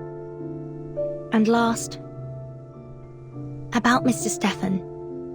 The pistol he used was a xeno-military weapon, and he seemed to know about my relation to the vacuum bomb operation. It's likely that he once held a high rank within the xeno-military. I want to know why he came to this motel, and what happened to make him lose his mind here. Lose his mind here? What makes you think he wasn't crazy already? Xeno pays much more attention to its soldiers' mental well-being than any conventional military organization. It's because quite a few of them are arcanists. They're both Xeno's strength and weakness. So I'm inclined to think Mr. Stefan developed these mental health issues after entering the motel. Huh. Is that so? I gotta say, I don't know much about all this military institution stuff. Right, so here's the plan. First, locate Barbara. Second, look for any signs of Manus Vindictae or the Order of Enlightenment. And third, find out how poor old Stefan lost his marbles. And of course, I've got my own business to deal with. Tracking down Kayla.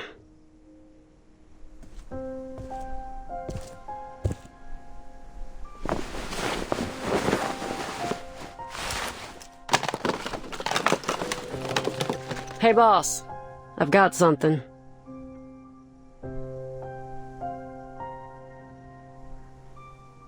These footprints are from a spider.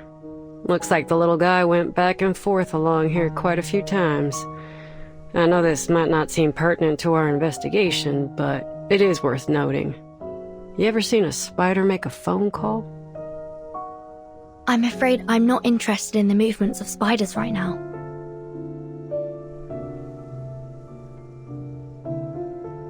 Come on, boss. Loosen up a little.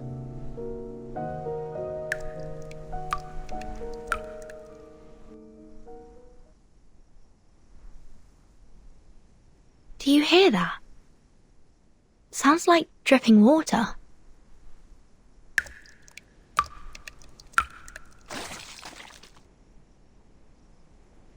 I'm sure it's just the motel plumbing. But...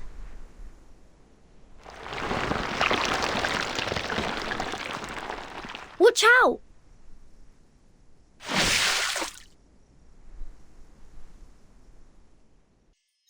This place is definitely more than meets the eye.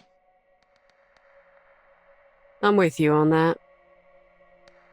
There's just too much Arcanum-related weirdness going on here.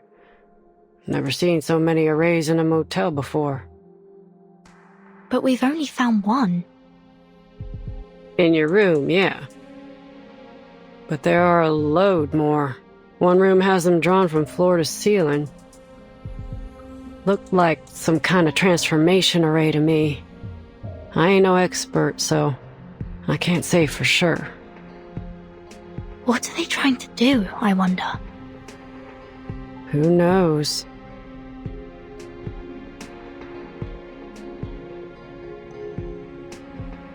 Oh, boss. You might be interested in this.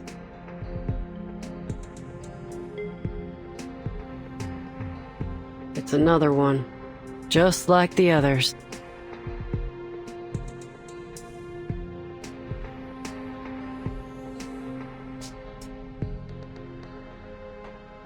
I've seen this before.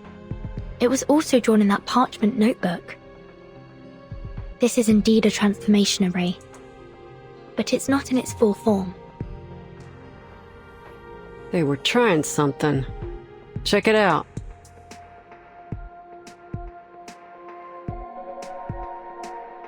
This is hair from the mane of a howler lion, and there are some other materials around it too. Not exactly sure what they are, though. They're too finely ground. But one thing's for sure. Someone held a ceremony here, and for some reason, it didn't work out for them. This is important. The Foundation needs to know about this.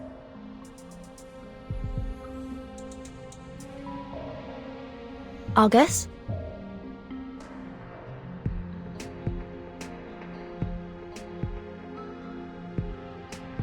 This is Kayla's hair. She was here, in this room. Or at least someone who came into contact with her.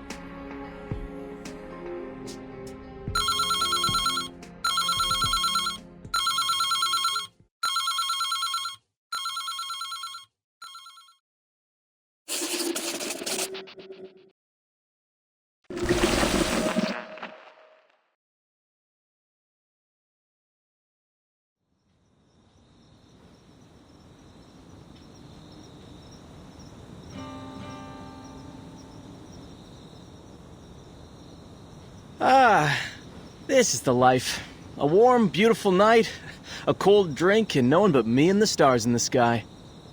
Maybe I'll just lay here till morning.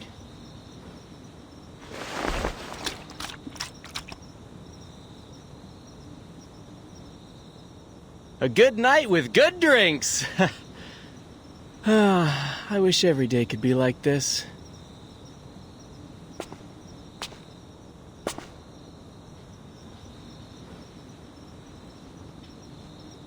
Hey, buddy, you're blocking my view. Huh? Are you stargazing?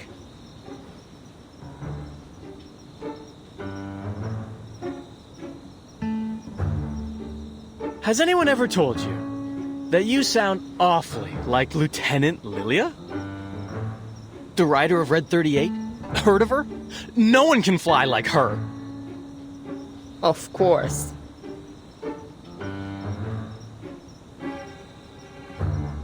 Oh my... You even look like her! Keep playing dumb, and I'll show you what it's like to have her kick your ass.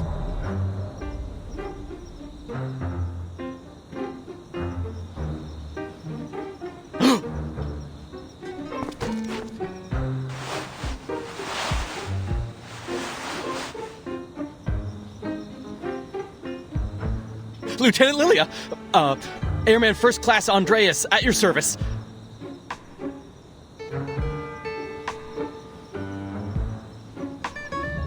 Are you the warehouse guard?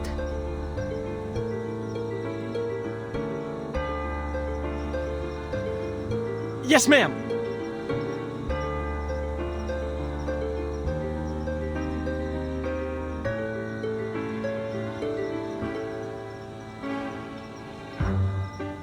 On your feet, soldier. My Red 38 is in your warehouse for maintenance, and I need you to remove the gravity ritual from it. Gravity ritual? If you don't understand what I'm saying, go get someone who does. I need it today.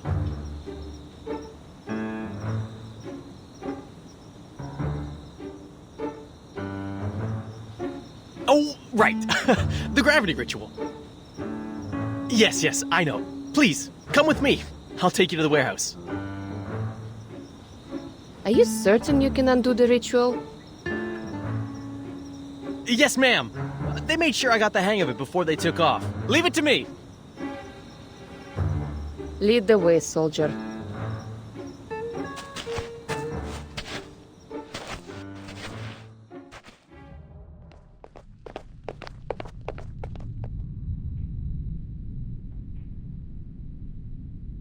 Open it. Oh, I remember this package. I thought it was some kind of joke or someone with the same name as you sent the package. Who would have thought that you'd come to Texas yourself?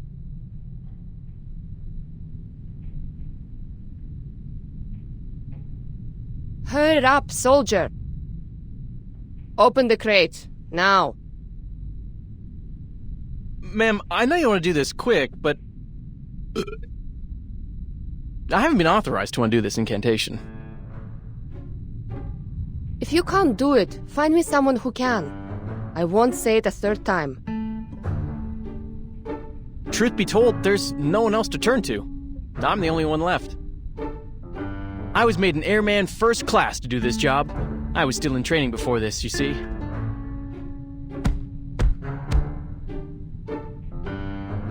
The others were either transferred back to headquarters or just left. I don't know where they are now.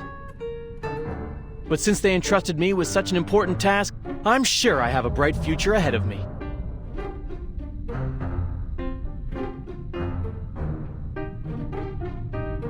You just said you aren't authorized, not that you don't have the ability, right?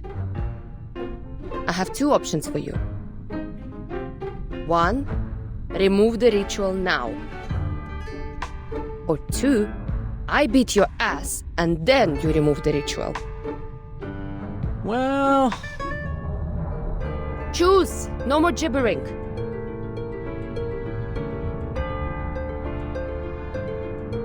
I picked the second one. Huh?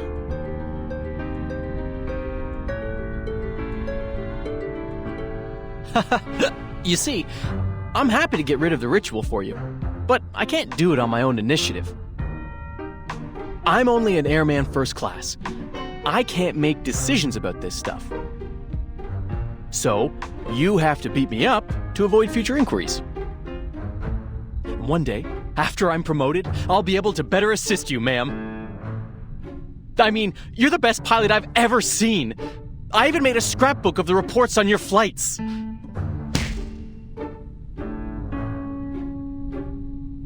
All right, no screaming, soldier.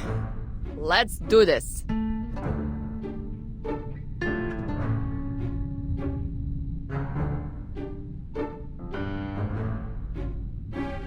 Stop! This is plenty to prove my innocence. I'll undo the ritual now.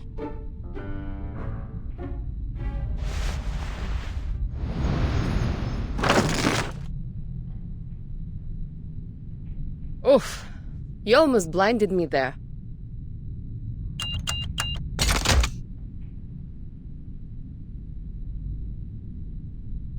Thanks, soldier. There's one more thing. Yes, ma'am. Do you know why Zeno pulled out of here so suddenly?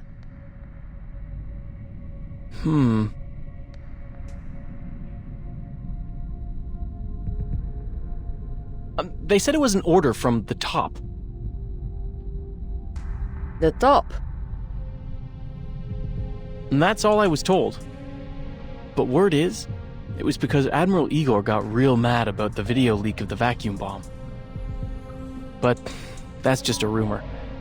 Ever since the evacuation, strange things have started to happen. Such as? We started getting visitors from this group called the Order of Enlightenment.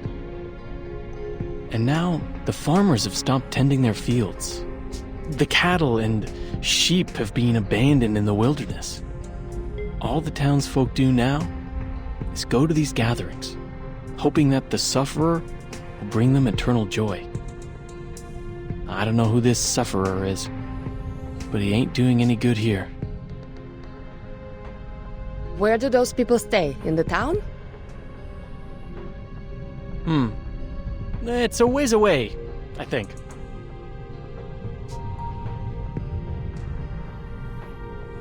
A place called Tuesday's Motel. Berlin, Vertin! I have to go back!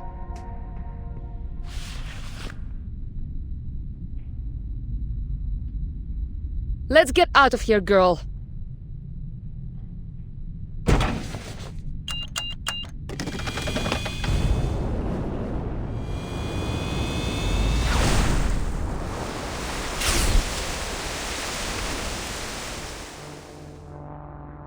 Safe travels, ma'am!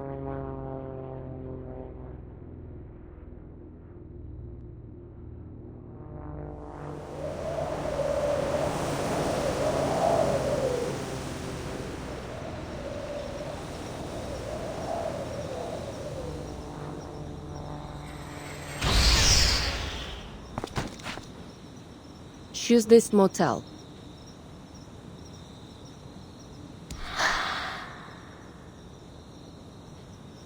Hello.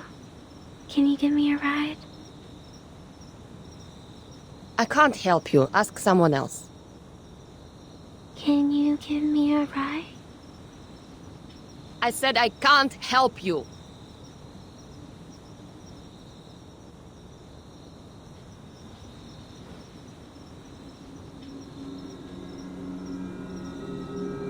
Oh, can I have some chocolate? I met a kind man who gave me some chocolate. I've never tasted anything so sweet. The hell? Stay away from me! Can I have that candy? More! I want more!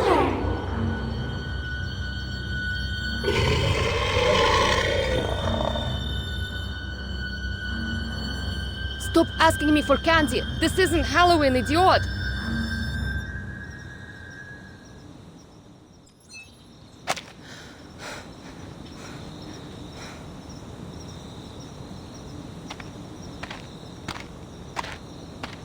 Hey.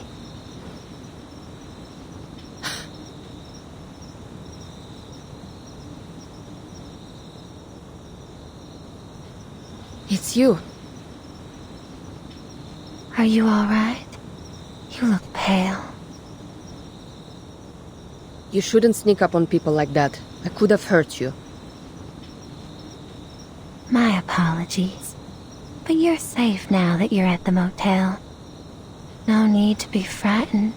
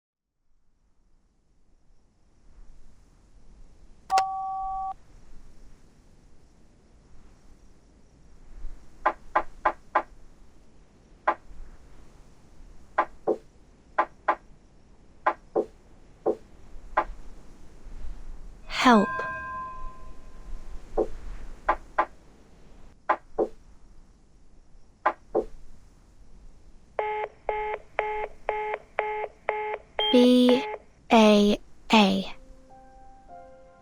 Is that the sound of a sheep? You noticed it too, huh? Ain't no way that's a human on the other end. It's gotta be some kind of animal. Animal? Based on those sounds and the tracks and the dust, I figure it's something small, like a...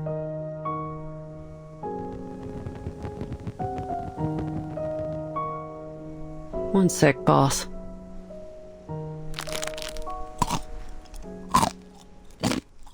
Picrasma Candy? Using your arcane skills so frequently must be tiring. You should take a break. The job ain't done yet. Far too early to rest. Don't worry, boss. It's just a condition that runs in my family. No biggie. What are its side effects? Boss, you expect a merc to reveal her weakness? We ain't that close yet.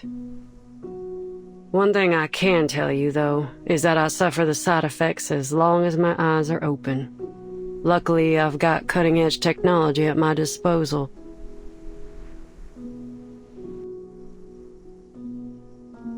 They're safe, efficient, and most importantly, satisfy my sweet tooth. They may be called candy, but they're actually medicine and ought to be used following medical instructions. You should know that. Give me a break, boss. What do doctors know about my life? I use these candies whenever I need them. Ain't that the whole point? But...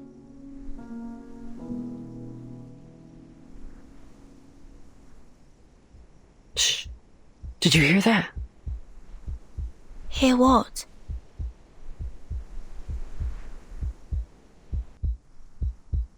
A heartbeat. Right outside the door. Someone's eavesdropping on us.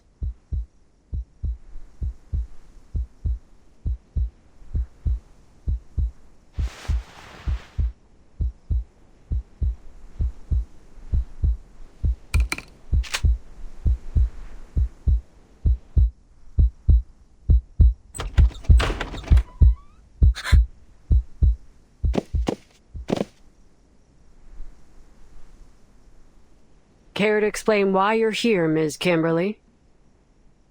Just how obsessed are you with Mr. Stefan, huh? Even now, after his death? Oh, no, it's not what you think. I was just looking for my toy and it just so happens. Toy? You know, it ain't my style to point a gun at an unarmed person. But sometimes you gotta do what you gotta do.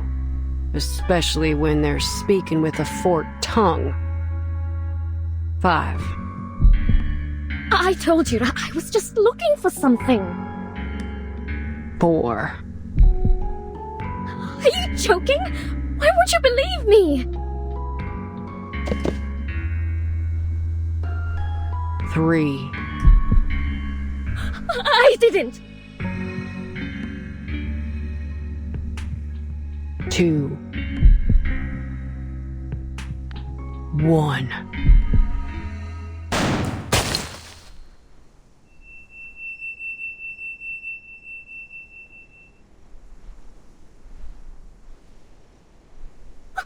Don't kill me!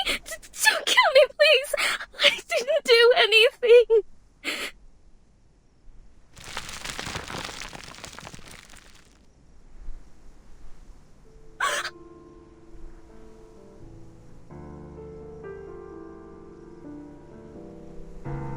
I saw the name Kimberly in Matilda's report. I thought it was just a coincidence, but now I realise it wasn't. Miss Kimberly, you're a member of Manus Vindictae, aren't you? I swear, I didn't do anything wrong. All I did was follow my partner like the people in black told me to. Who's your partner?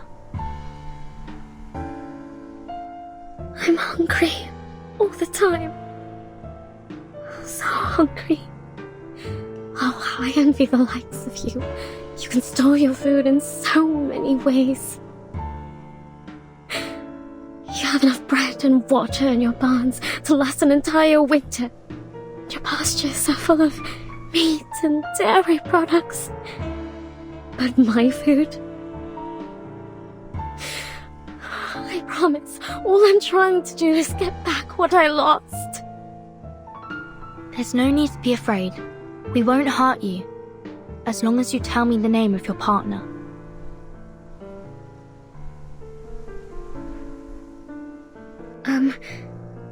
If I tell you her name, will you let me go? That depends on your sincerity. She's called Miss Grace. What's your purpose here? I don't know.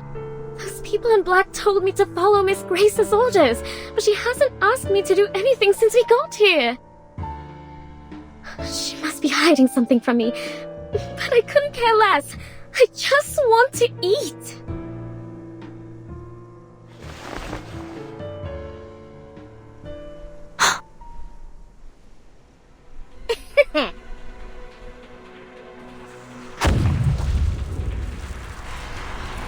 You annoying little brats can catch me in your dreams! She's casting a teleport ritual. Argus, your assistants. We can't let her get away.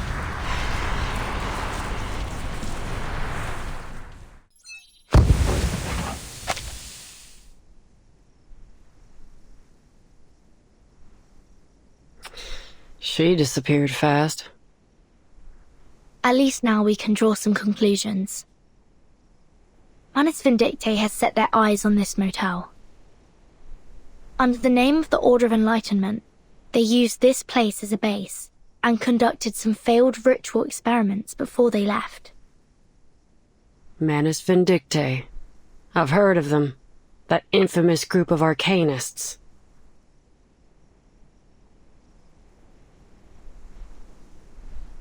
If Kayla falls into their hands, things won't turn out well, will they?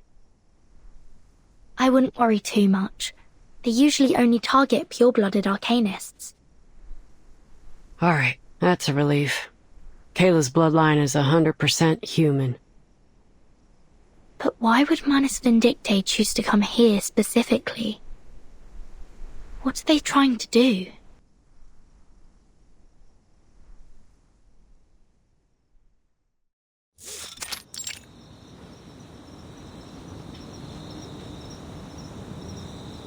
I was worried you wouldn't be able to make your way back, so I lit the porch light for you. Oh, but how annoying that these moths keep fluttering around. Cut the crap, lady. Where's Vertin? Take me to her. I rarely turn on this light. My baby never gets lost, you see. But a young, spirited child such as yourself always needs a light to lead the way. Am I right? To the weary traveler, this light is a shelter. To a child, it's a mother. And to you, what does this light mean to you? No matter who they are, people need a light to shine through the darkness, to chase away their fears. Don't you agree? Are you a member of the Order of Enlightenment? Order of Enlightenment? Oh, you mean those troublesome guests? Guests?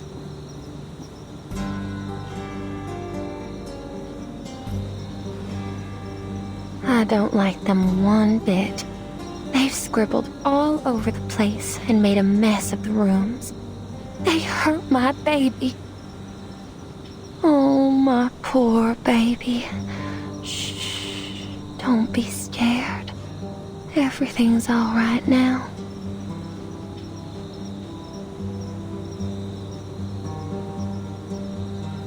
Are they still here? Oh, of course.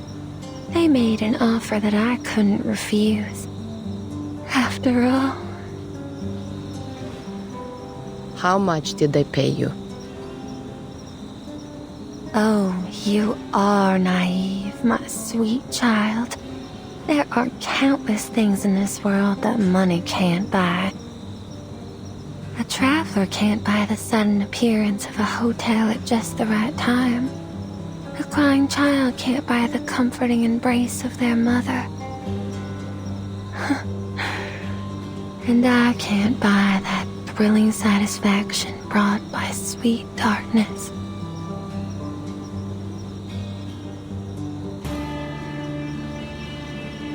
Enough of your endless rambling. I can't waste any more time talking to you. I can't.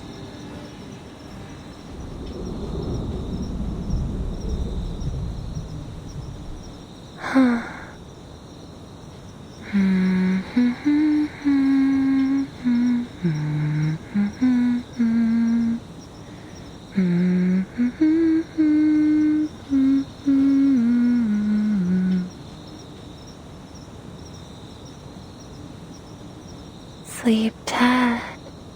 Just leave everything to the adults. Yes. What a good child you are.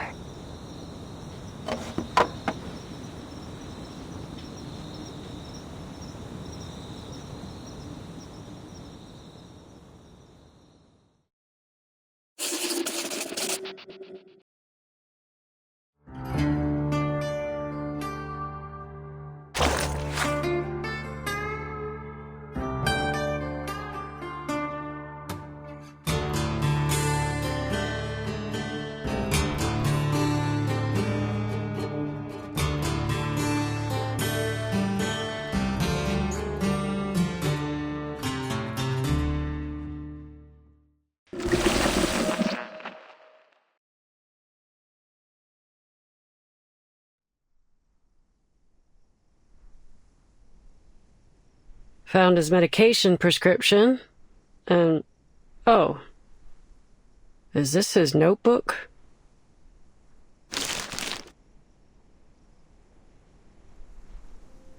Huh. Just as expected, boss. This motel ain't what it seems to be. Ain't no way that letter was written by Stefan. Take a look. The writing in this letter is delicate and slender, while the writing in this notebook is total chicken scratch. Even a blind person could tell they're written by two different people. Stefan didn't write the letter, so it's very likely that the person who sent it wasn't Stefan either.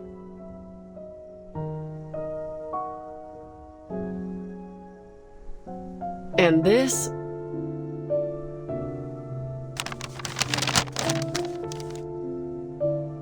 Ugh, I hate numbers. I'll leave this one to you, boss.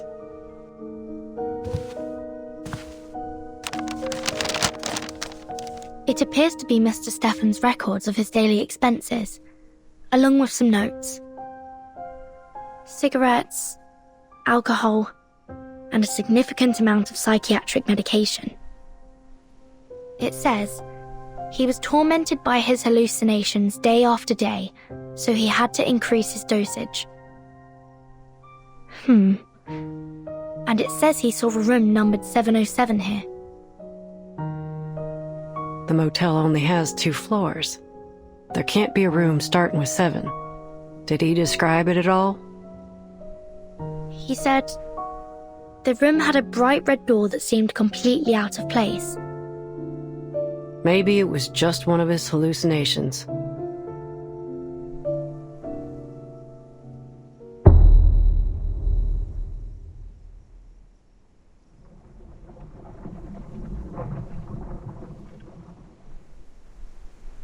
No, it's not that. He also saw all kinds of things. A pair of twins in the hallway, long hair hanging from the ceiling, and he saw Barbara, but assumed she was another hallucination.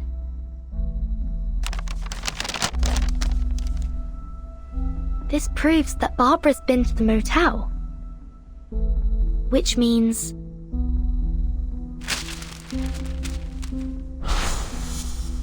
Well, I'm sorry to say that I've never met an arcanist with the head of a sheep.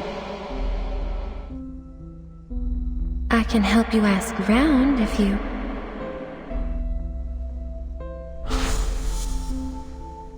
Why did she lie to me?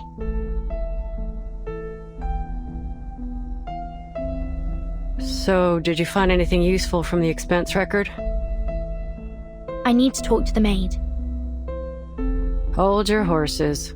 We haven't searched the washroom yet. You should never skip the bathroom. Ain't you seen The Godfather? Michael Corleone grabs his gun from behind a toilet tank.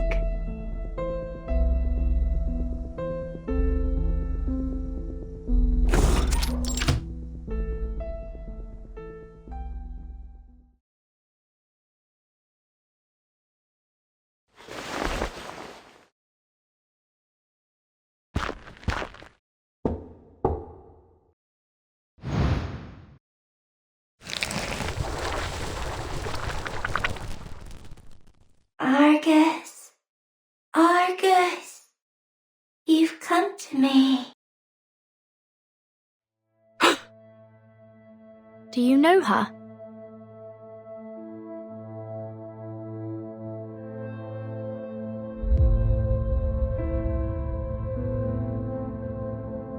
Argus, Argus, Argus.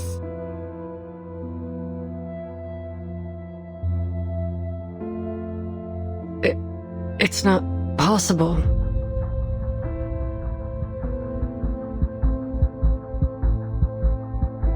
Is that Kayla? No, there's no way that's her. If you knew Kayla like I do, you'd say the same. This distorted reflection in the mirror is probably a result of the excessive arcanum in this motel. A ritual similar to Bloody Mary used to be quite popular among the kids in this town. If you look into a mirror at exactly midnight, the spirit within will morph into the shape of the person you desire most. But if you respond to the spirit's call, it will drain your soul from your body. I always thought those were just myths. So did I. But after all the strange things I've seen, I've become less surprised. These spirits feed on the energy of our souls. That's why you should never trust a word they say. The people who are tricked by them fall into a kind of trance, and some, like Mr. Stefan, go crazy. I wonder what he saw in the mirror. Anyway, I won't repeat his mistake.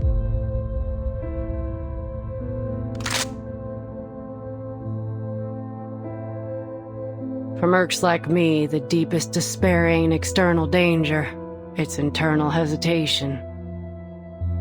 If some pale imitation makes me hesitate so easily, then how can I claim to be able to protect others? You've got to be able to stand your ground. A cunning criminal would use every excuse to defend themselves in court, and a scheming spy would wear all kinds of disguises to gather information on the enemy. That's why we've got to stay sharp. When it comes down to it, we only have our own two legs to stand on. Mercs ain't philosophers. Once a merc starts pondering morals, justice, and ethics, they're digging their own grave. For a merc, the mission objective is the only thing that matters. Overthinking don't bring nothing but disaster and destruction. That's why it won't fool me.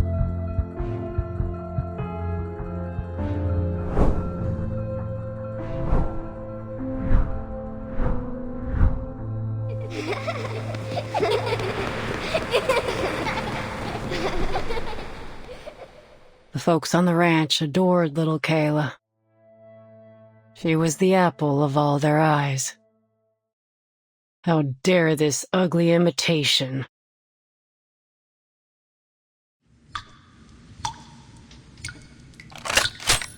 So...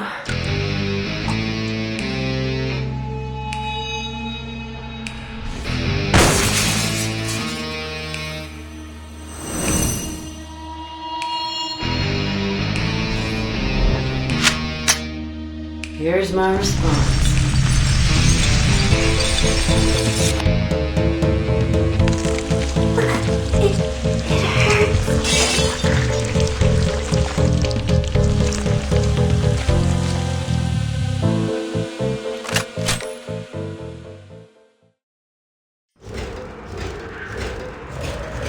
Argus, Argus, you've come to me.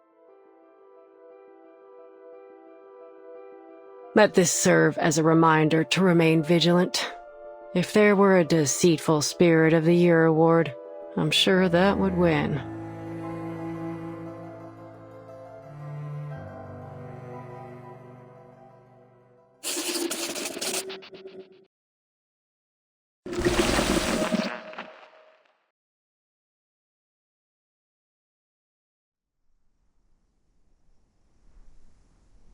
Stefan Garcia, a Xeno captain, 36 years old. For unknown reasons, likely connected to Manus Vindictae, he moved into this motel. He attempted to make contact with Xeno several times, all of which failed. During his stay, he was tortured by increasingly intense hallucinations, delusion, and fear. And as a result, he committed suicide. And that's everything the evidence shows.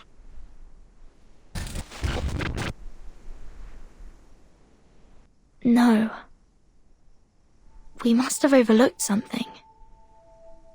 A military officer killing himself. A phone call asking for help in Morse code. Not to mention Manus Vindictae. Where's this going, boss? We've encountered a series of bizarre events, one after another, ever since we arrived at this motel. The rituals in the rooms, the officer that went mad, the spirit in the mirror, and Manus Vindictae. Only one person remains uninvolved. Are you trying to say that she's the mastermind behind all this? She should know more about all this than anyone. Yet she feigns ignorance at every turn, which is suspicious in its own right. But what's there for a motel housekeeper to gain from all this? It's not like these spooky scandals would attract more guests. Unless someone else is pulling the strings. But that don't make much sense either, does it? When all these unusual things happened, she was happy to stand by and watch. But by whose orders? Some larger, more mysterious organization? Give me a break. What if she doesn't desire money or power? So what you're saying is that you need to ask Little Miss Maid a couple more questions. Precisely.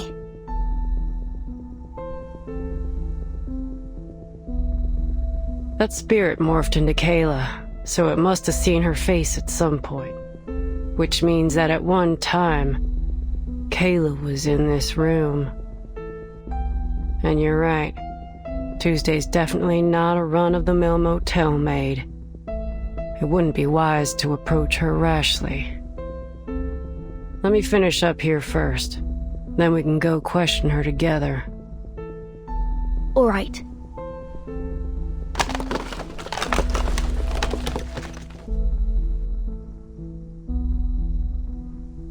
Nope. I got nothing. Let's go find that maid. I have a few questions for her myself.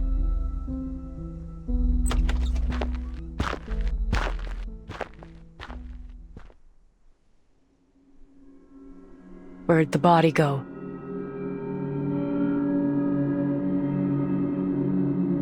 Ain't no signs of dragging neither. Who and how?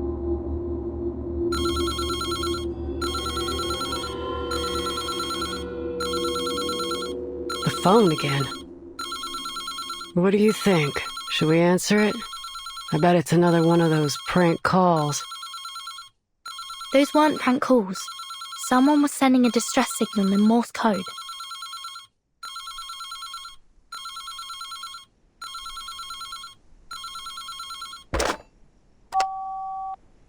Could you tell me what year it is now? Who's this?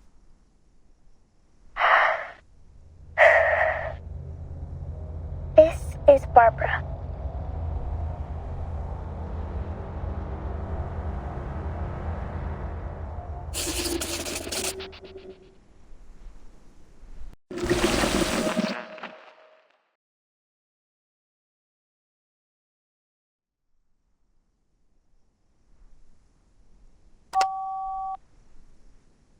Wonderful. I can talk over the phone now. The wind must still be wandering nearby. That's good to hear. Are you an editor for Atu? Yes, miss, I am. But before we continue our conversation, could you please tell me what year it is now? 1990. I see. Miss Barbara, can I meet you in person? You want to meet me? Yes. I'm Vertin, the timekeeper of the St. Pavlov Foundation. I was sent to ask you about Erd's whereabouts. But you don't seem to be in a favourable situation right now. Miss Burton, I couldn't possibly locate Erd's whereabouts. The whispers of the wind can't reach this room. The whispers of the wind?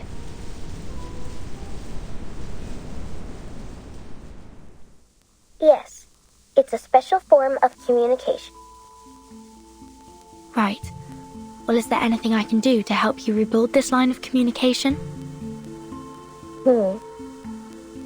Let me first explain the situation to you. Here are a few things I'm certain of. First, this isn't an ordinary motel. It possesses some kind of supernatural life force. Before checking in, I interviewed some of the residents nearby. They all mentioned eerie rumors centered around the motel these past few months. Yes, we've encountered some bizarre events here, like real-life urban legends. Second, I'm now trapped in a red room. This room is in the same motel as yours. What's different is that it blocks all forms of communication. I couldn't get the room to open, and my voice didn't reach through the phone. That wasn't until a gunshot broke this intangible restraint. This small room contracted violently, and now I can communicate with the outside world. At first, I thought it was an earthquake, but the contracted space soon returned to normal. Earthquakes can't do that, can they? Before this happened, were you using spiders to communicate with the world outside? Yes, I was. As luck would have it, there are many spiders here. Thanks to the prevalence of spiders in urban legends, I assume.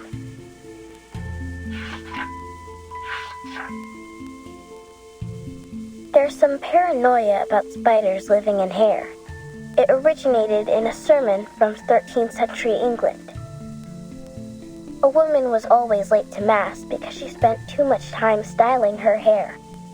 Eventually, a devil attached itself to her hair in the form of a spider. Yes, they delivered messages for me in their own peculiar way. Being completely isolated from the outside world greatly unsettled me. It reminded me of that terrible phenomenon.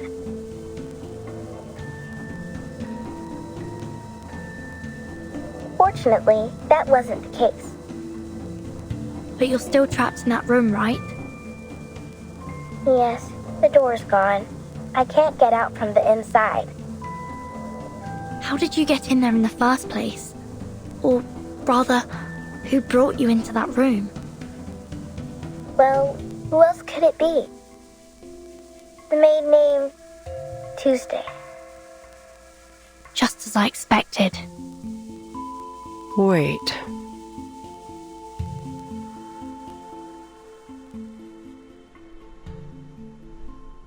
You're the driver who left me on the road, right? I remember your voice. Yeah, it's me. I actually changed my mind and turned back to get you, but you were gone by the time I arrived. I guess that's when you came to this motel, right? Yes. Tuesday saw me and invited me here. Oh. Did you want to ask me something? Have you seen a girl of about 5'3" here? In a white dress, curly chestnut-colored hair, green eyes, small hands. I may have seen her. When I first arrived, I saw a girl who matched your description coming down the hallway. She was carrying an empty basket. I presumed that she'd been shopping in the town nearby. If I recall correctly, she didn't check out. Thank you.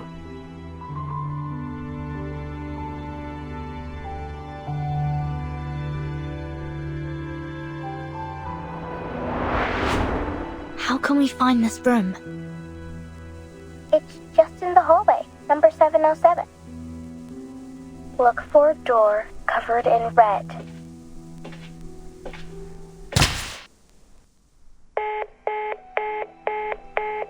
Looks like the phone got disconnected. So Barbara's in that room that Stefan saw, number 707. I'm going to find it. What about you? Heading into town for Kayla?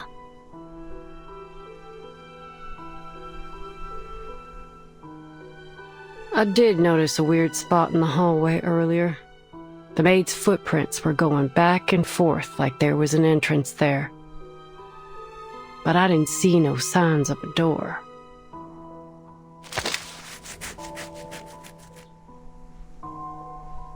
I wouldn't be surprised if you died by your own gun one day. That'd be a memorable way to go.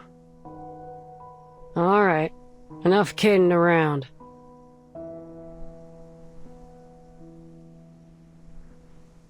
Our little Miss Maid tried so very hard to hide Barbara from us, but I guess the lamb's out of the bag now. Yes, it's all crystal clear now. Let's go. Hold up a sec, boss.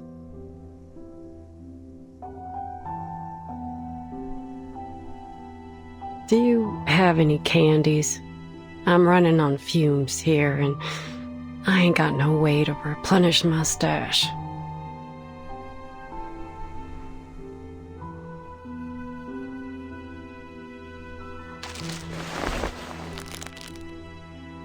Us and Barbara will be out of here soon. And you'll find some candy and Kyla in town.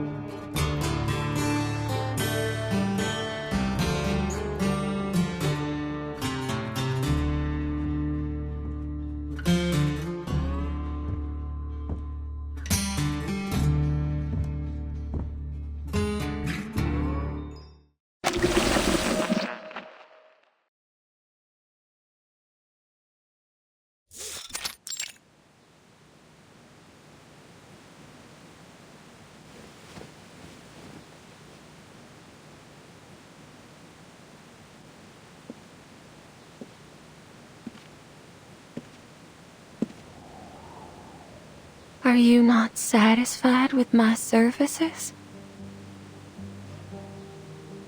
No matter what, you shouldn't have cut the phone off.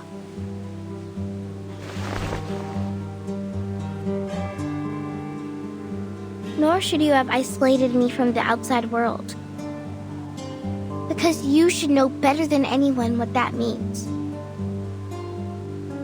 Why should I? All I know is that a poor, helpless child like you shouldn't be alone on the roadside. Where's your mother? Didn't she tell you to be careful?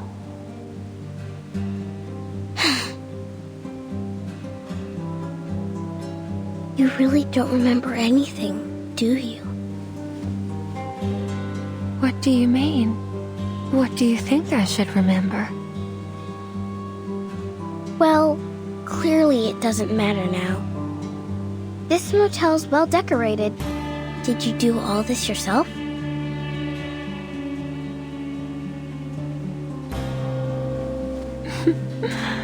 Are all children like this? Always talking in circles to draw Mama's attention. Oh, but these innocent words make them all the more adorable. I am not a child. That's exactly what a child would say.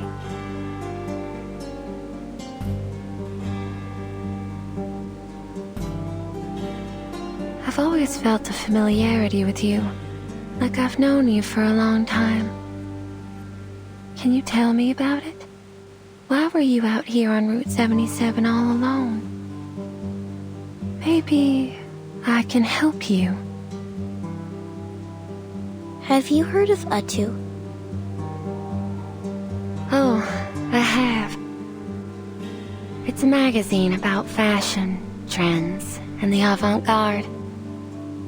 My brother loved that magazine, but my father found it unacceptable. To think his eldest son would read those softies magazines instead of working on the farm. Fashion, trends, disco. These aren't things a Texan man should pursue, at least according to my father. In the end, my father destroyed all my brother's disco records, along with his plane ticket to Los Angeles. Perhaps that's for the best. He avoided the riots. Huh? Nothing. So, what do you think?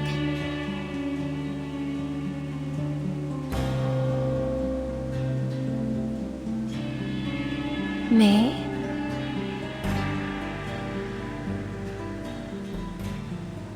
Why should I have any opinion? Let me rephrase that. What impact has this had on you? Oh.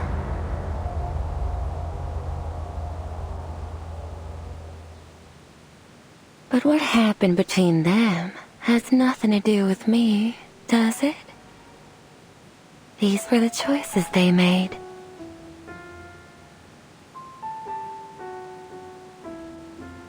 When I first arrived, a local resident told me not to stay at Tuesday's motel.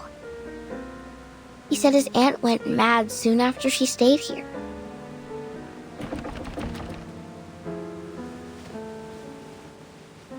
I remember that lady. Her head was so large. It reminded me of those stories of people with deformities. So I had her watch a freak show at midnight. Sadly, she didn't seem to enjoy it.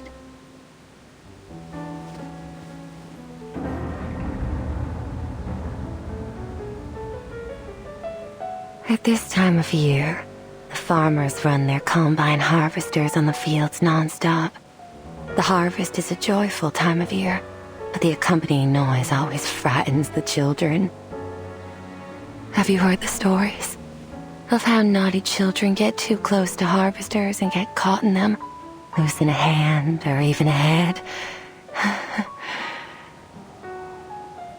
Fields, machinery, children with severed limbs. These stories are exactly what my motel's missing.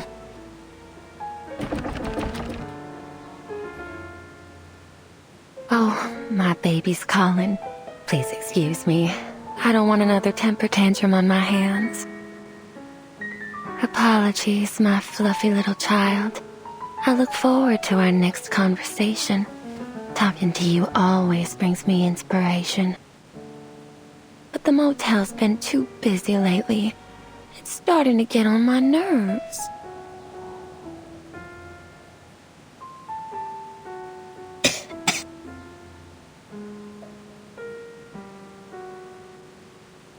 Oh, see, this is what I mean.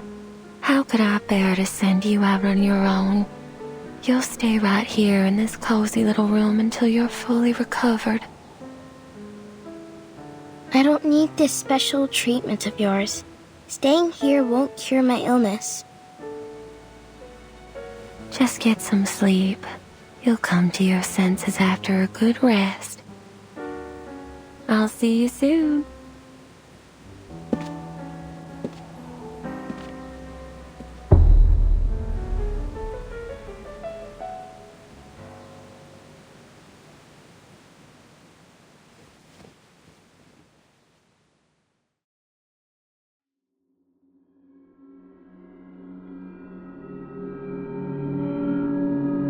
How many times have I told you not to eat things off the floor?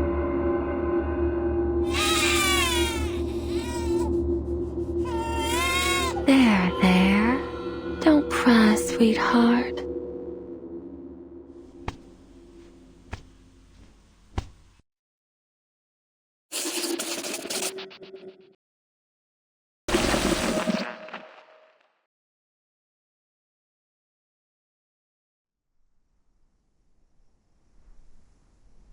Is this the spot? Sure is shooting.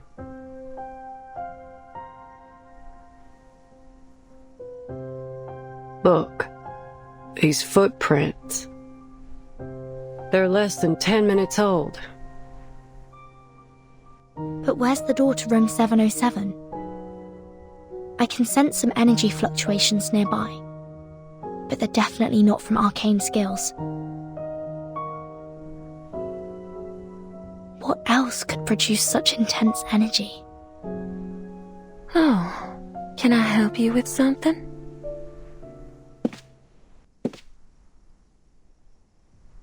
Miss Tuesday, I've got a question for you.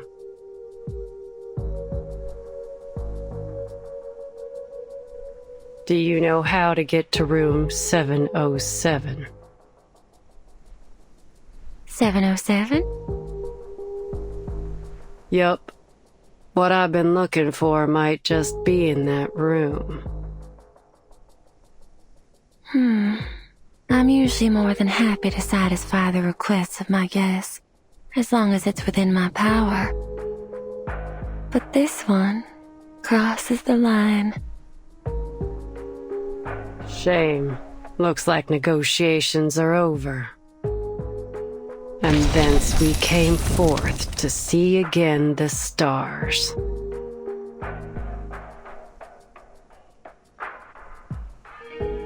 Using arcane skills so frequently is bad for your eyes. Didn't your family ever tell you that?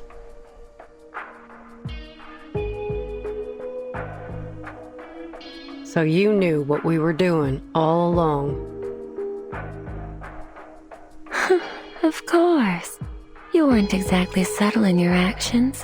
What did you expect? But you've reached your limit now. 3. What's that supposed to mean? 2. Screw this. Your mind games won't work on me. 1.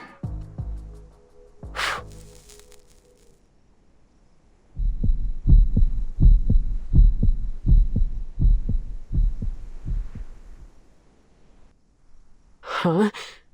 Who turned the lights off?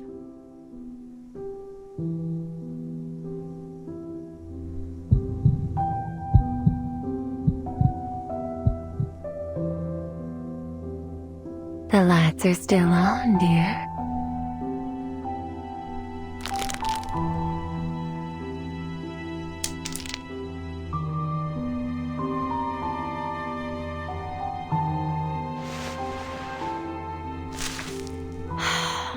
You rely far too much on Picrasma Candy. It can't solve all your problems.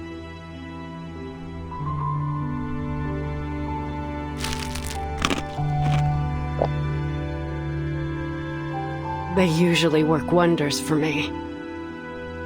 Just one candy restores 50% of my vision. But in my line of work, 50% is never enough. That's why I take 2. I need my vision to be at least 100%.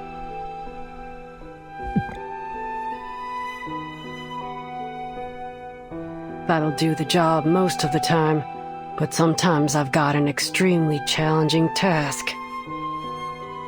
That's when I eat a 3rd candy. At that point, it's getting extremely dangerous.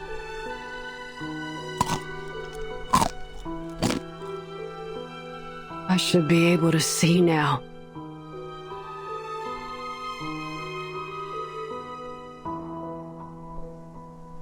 Should I take more? Absolutely not.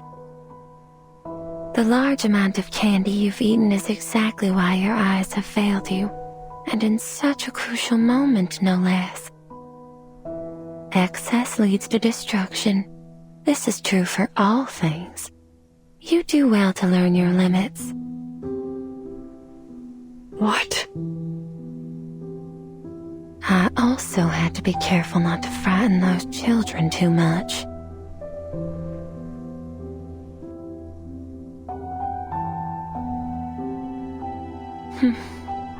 You've always put your faith in these candies, haven't you? 1 candy, 50% recovery. 2 candies, 100%. 3 candies, and you can tackle even the most insurmountable problem. Oh, how dependable they are. Just like the venerable Argus, who succeeds in any job she takes on.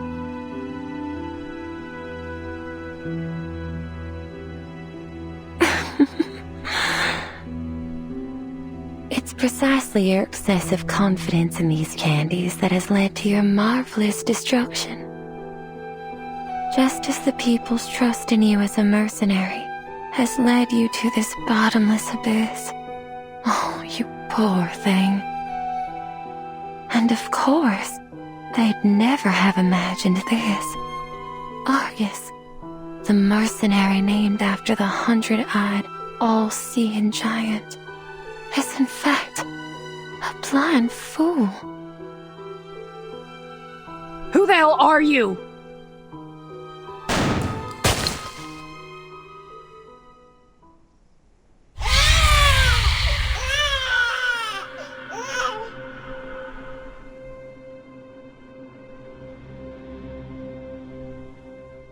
Damn it! Damn it!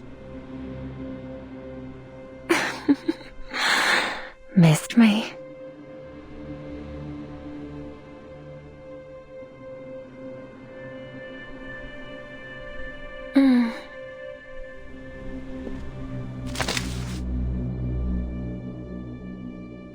There you go. Now there's no way you can miss. But do you have the guts to pull the trigger? The decision's yours to make. But once I'm dead, you'll never find room 707. Barbara, Kayla, everything you're looking for is all in that room, isn't it? Don't you dare say her name with that filthy mouth! But why? Miss Kayla's such a lovely guest. I very much enjoyed her company.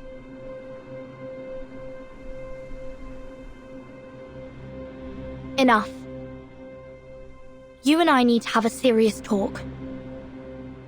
Oh, there's no need for that. Actually, my baby's eager to meet you. Your baby? Yes. In fact, the baby is the master of this motel.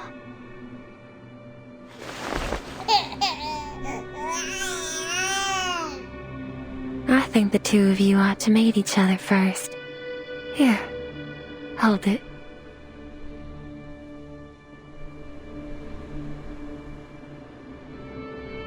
This is...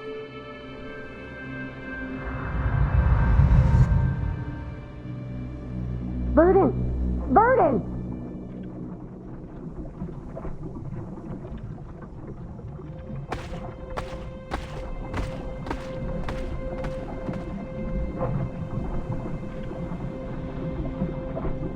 Let go of it, Burden!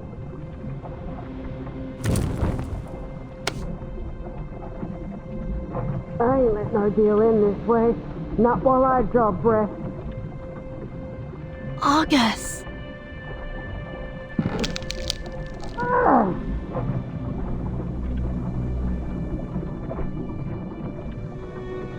Don't you interrupt them.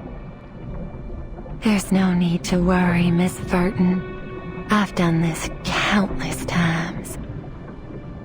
Now, allow me to peer into your dreams.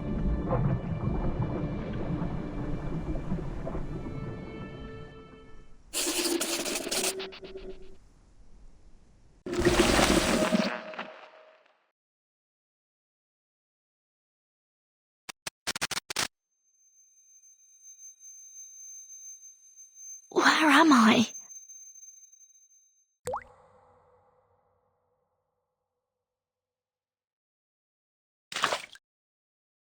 Is that rain? I can catch anything with a toss.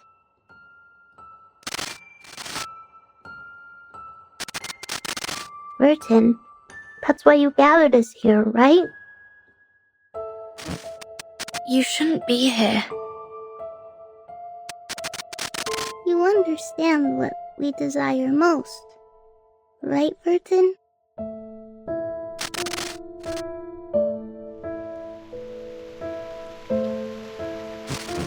Burton, we made it, right? But why is it still raining? Don't be such a baby, Isabella.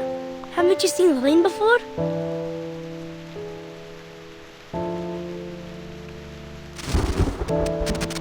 No! Are you afraid of children? Or rain?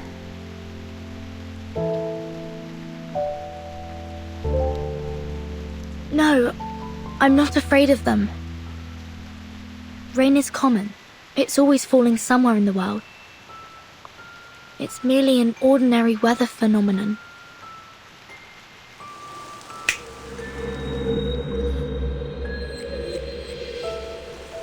This is the kind of rain you're afraid of, isn't it? I've never seen rain fall upwards. Is this some creation of your imagination? Still, I don't see why you'd be afraid of rain falling in reverse. Would you care to enlighten me, dear child? Miss Tuesday, please. Stop trying to get in my head and tell me where Argus is.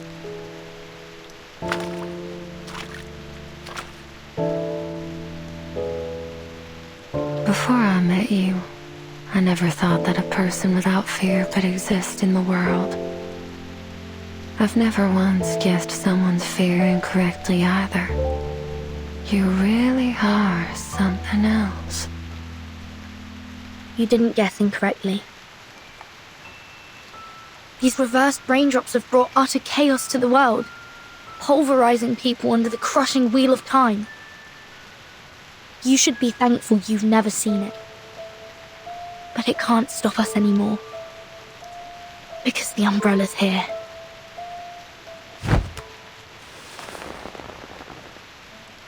At least now, when the storm comes, I can hold up the umbrella and protect my companions. And although this ability has come too late for some, we still have a future to protect. Why are you so obsessed with people's fears? Your hands have been trembling with excitement this whole time.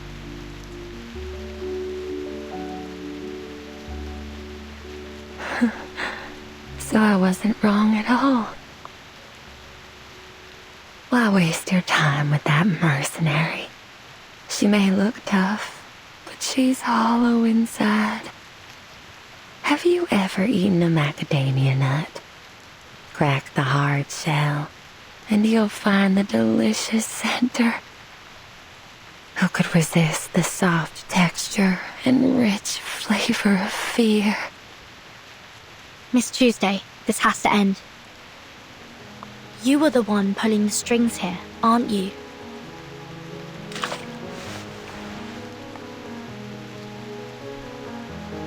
Oh, what an astounding accusation. But oh, do I feel so gratified. I've never felt so satiated in my entire life. Oh, you're the only one who's ever seen through me. How exhilarating. However, your accusation missed the mark.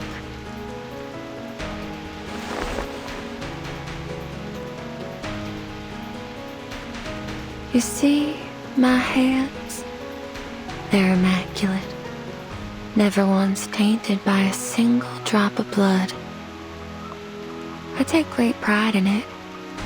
You see, I barely do anything to make people's fears arise.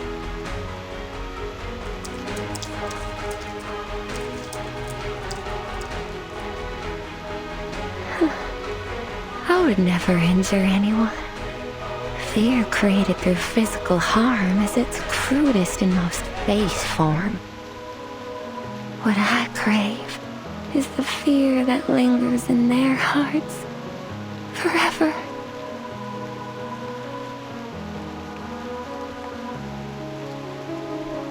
The kind of fear that, even years later, when they recount their experiences here to their friends and families, a seed of fear is planted in the listeners' hearts.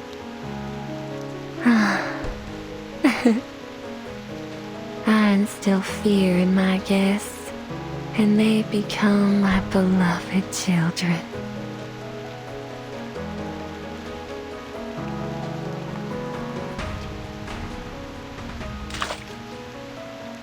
Where is she? Where's Argus? Well, I suppose she's experiencing her own fears right now. Under that hard mercenary exterior, she's tormented by them. Can you imagine that? Sorry, Miss Tuesday, but I'm not interested in this vile obsession of yours.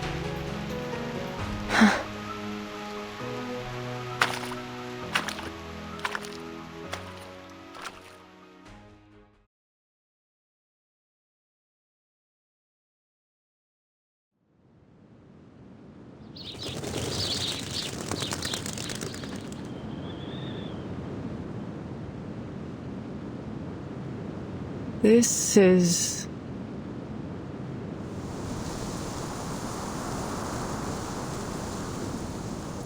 Howdy, Argus. Long time no see. We thought you'd never come back. Mr. Dennis? Why are you here? Oh boy, you listening to yourself? Why wouldn't I be here? It's my daughter's wedding day. Huh? Oh, well, congratulations.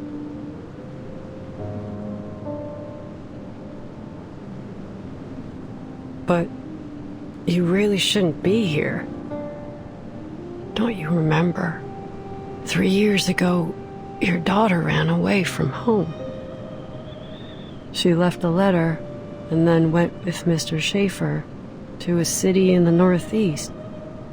Detroit, I think? I don't quite remember.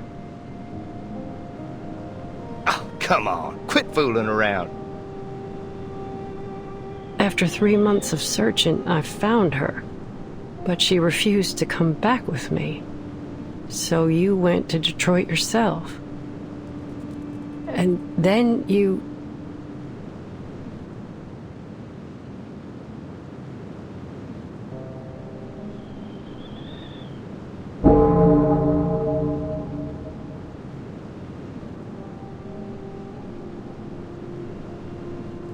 any case, I'm sorry I couldn't bring her back. What are you talking about, Argus? You must be tired from working on all those requests that the townsfolk have pushed upon you. I've told them so many times to go easy on you. That said, I have a request for you myself. What is it? Did you lose some livestock, or...?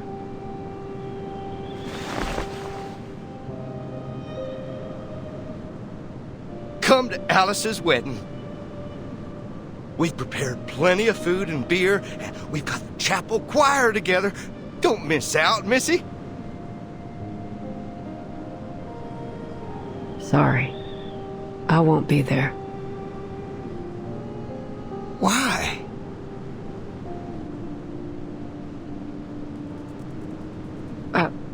I need to deliver a letter to Mrs. Mary's husband. She can't go herself because of her bad legs, you see. Hey, Argus, I didn't ask you to deliver any letters. Mrs. Mary, didn't you...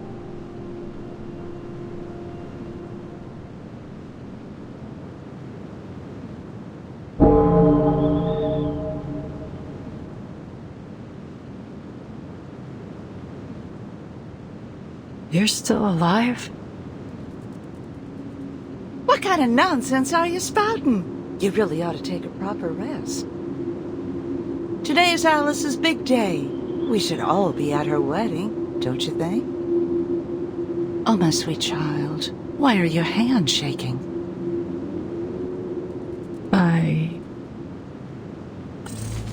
Are you afraid? Why? Are you afraid of their happiness?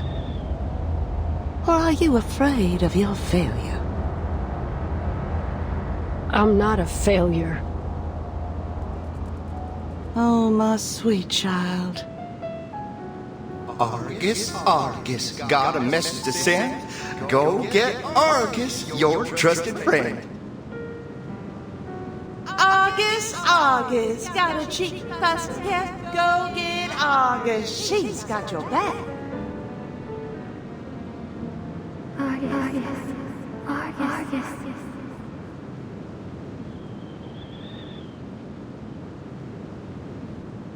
Who's there?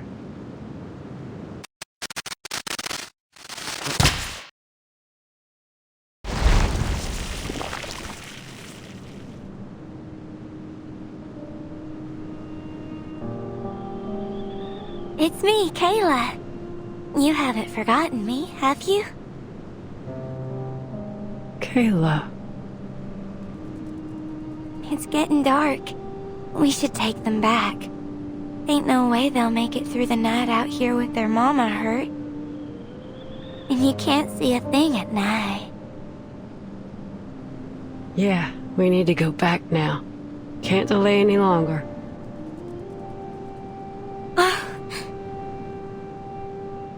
What? Hold on a moment.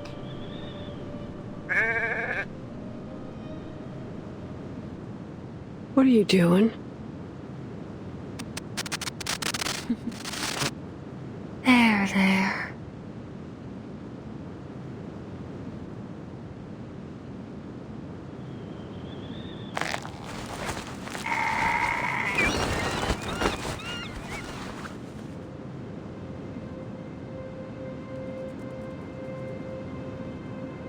Isn't it better to die a quick death than end up in the belly of a wolf? You've got no right to make that decision. No living thing is born to simply die. It could have stood up. It could have survived.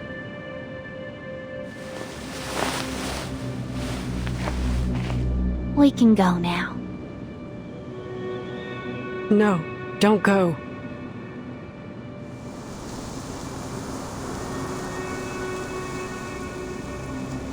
Oh, you've reminded me. There are 2 problems left unsolved. Those 2. Over there.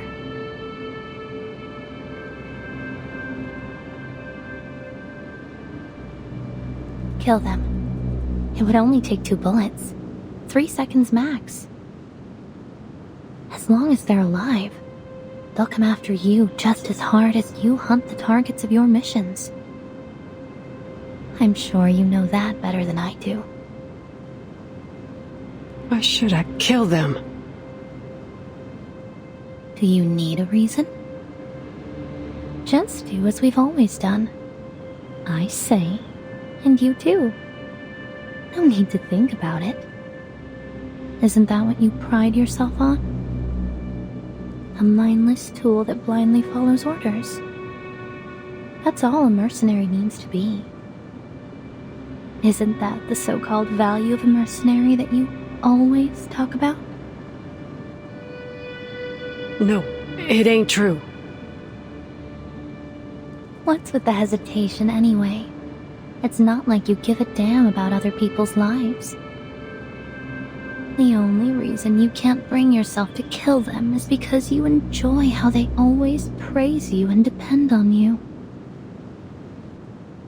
You ain't Kayla. Seriously? Are you saying I'm a fraud just because I don't meet your expectations of what I'm supposed to be?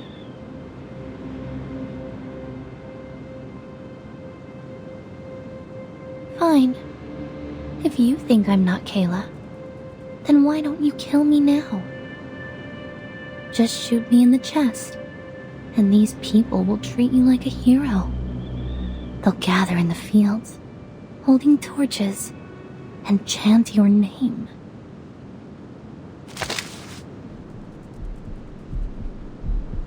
Argus, Argus, she's spanless. Argus, Argus, she's...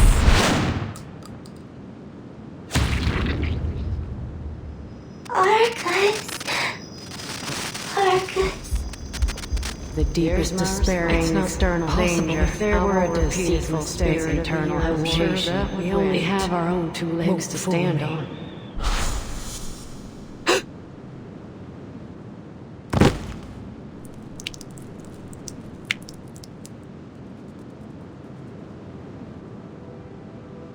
Oh, Argus! Our great hero!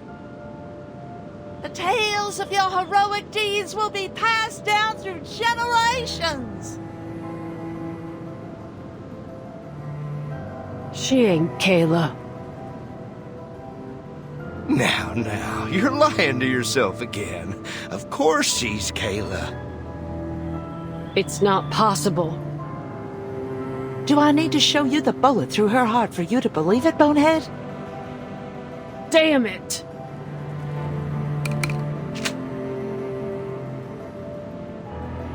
Don't pull the trigger.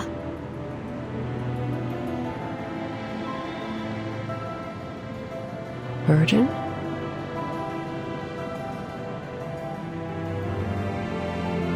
Calm down, Argus. Remember, what you see isn't real. You're still inside the motel. At least for now. Oh, here comes another little lady. Excellent timing. Come join the party.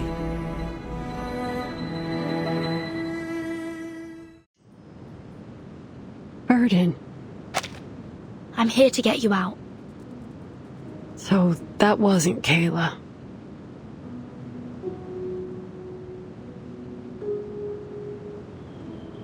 Couldn't ask for better news than that, really. No, it wasn't. Let's get out of here.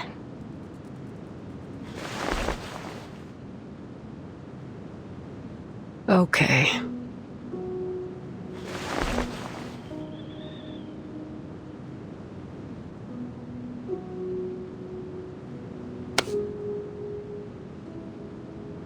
She ain't Kayla.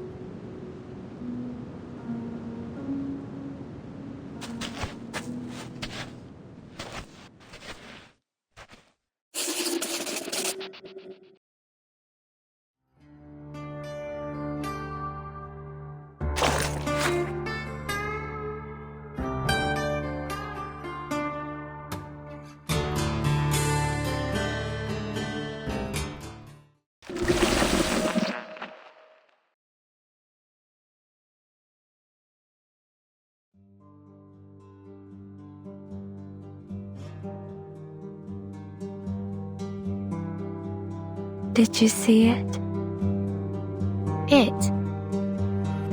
My baby, of course. Oh, so it didn't show up then?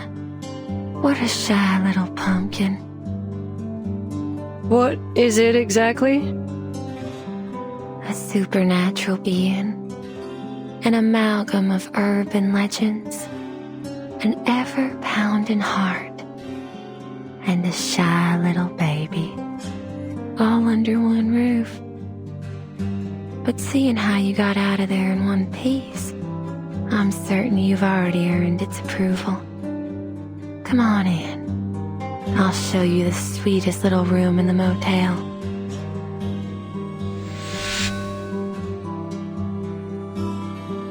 Don't be afraid, sweetheart. Go ahead. Open the door.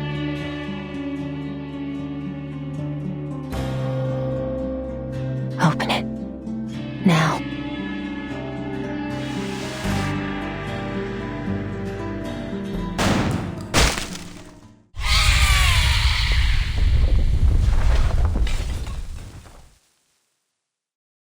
That'll do it.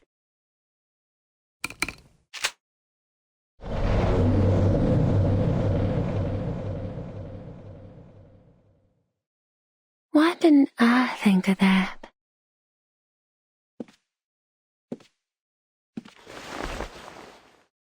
Your eyes haven't recovered yet, have they? Such poor aim. Let me lend you a hand. Listen to Mama. I told you long ago about the consequences of disobedience. Oh, it's out of bullets. Could you help me reload? Oh, my sweet child. Can you see it? This is the beauty of fear. Watch out! Please, come in, my dear guest. You'll find what you seek inside.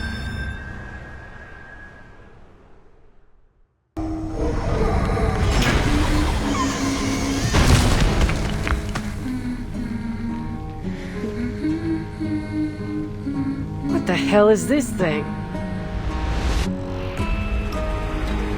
Miss Burton, please follow my instructions. First, I need to calm my sweet baby. All the monkeys in the cages chose the mother covered in cloth.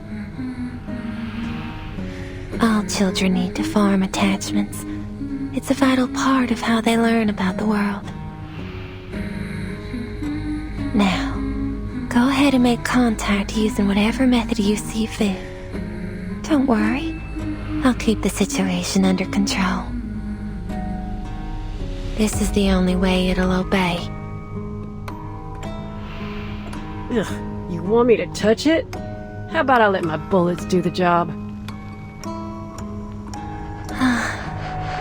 Agony is indeed a form of attachment. You'll make a good mother, Miss Argus.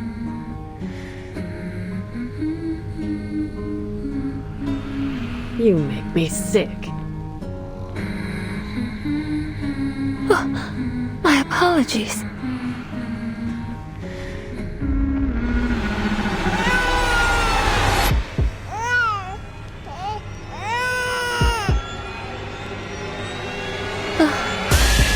Crying in pain.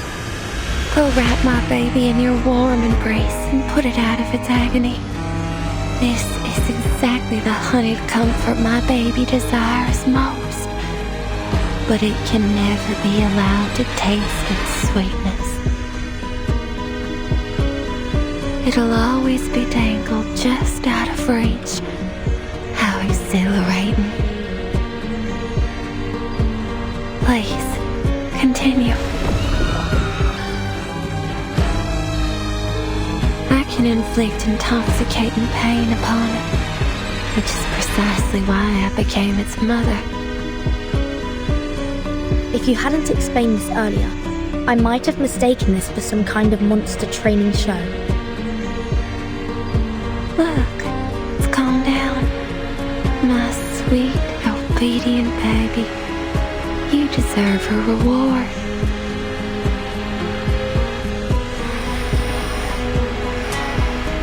It fell asleep. You may proceed now.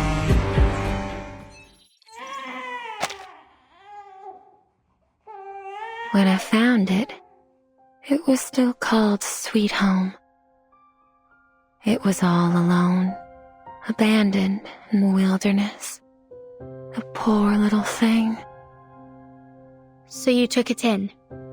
Some unknown, growing arcane consciousness that takes the form of a motel, yet somehow also exists as a baby? Yes.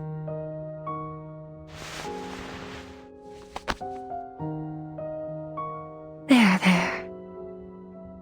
But it seriously impacted the lives of the locals. Oh, Miss Verton. They chose to come here of their own volition. I never forced them to stay. But after leaving, some of them went mad or even committed suicide. Well, they made those decisions themselves. Now is not the time to dwell on such trivial matters, Miss Verton. Haven't you been searching for Miss Barbara?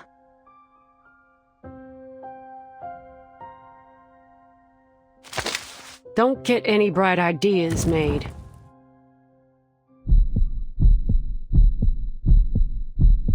If Verdon gets so much as a scratch, I'll blast your chest open.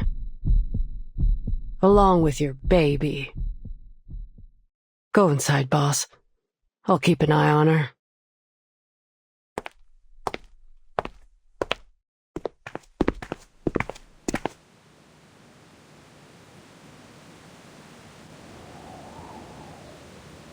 Here you are, Miss Verton.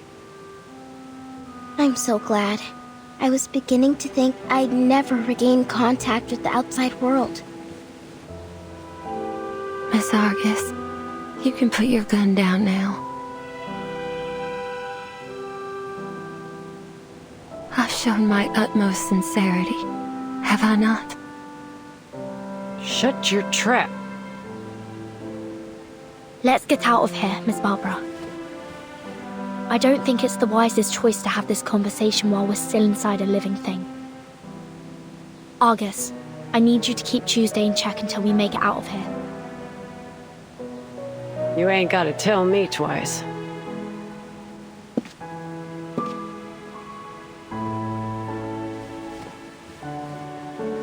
I've gazed at this scenery countless times, but never have I felt as enthralled as today. But, Miss Verton, don't you think you've forgotten something? Forgotten what? That guest who came with you. Shortly after her arrival, she hurried off to that armament factory. She's such an impatient child. Luckily, she made her way back here. Her name's Lilia, right? What did you do to her? Relax, she's fine. She's sleeping soundly as we speak, with or without nightmares. Follow me. I'm sure she's eager to see you.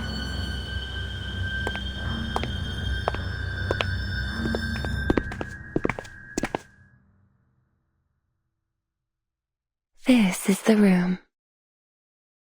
Open it.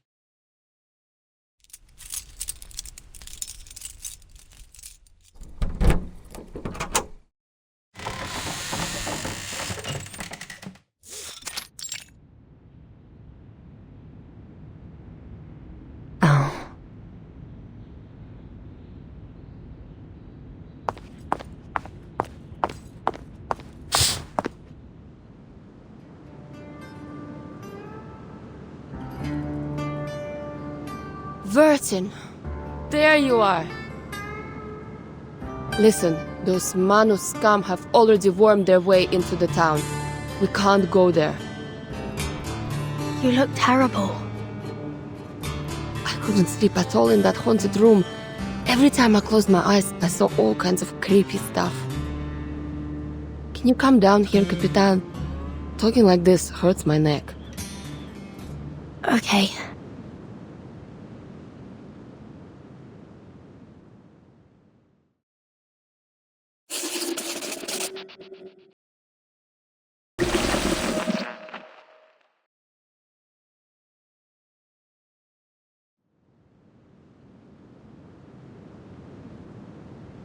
What's going on?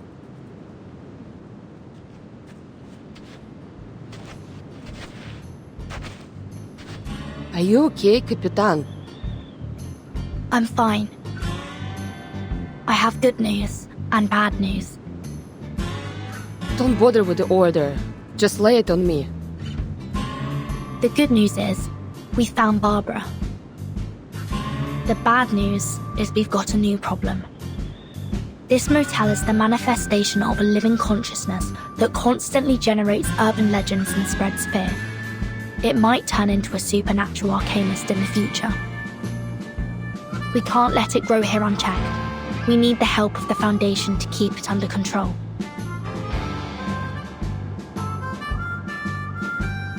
Boss, my job here is done. I'm heading into town for Kayla.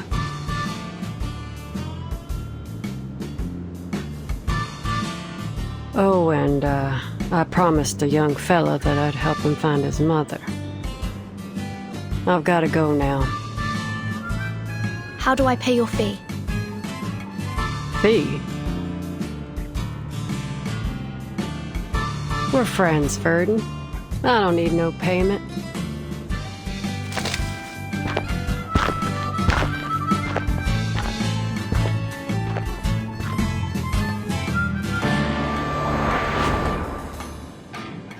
All right, Capitan.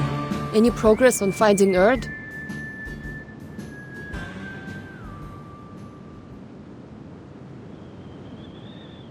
That's why you came looking for me, right? I'll ask the wind for you. It's the least I can do. Did she doze off?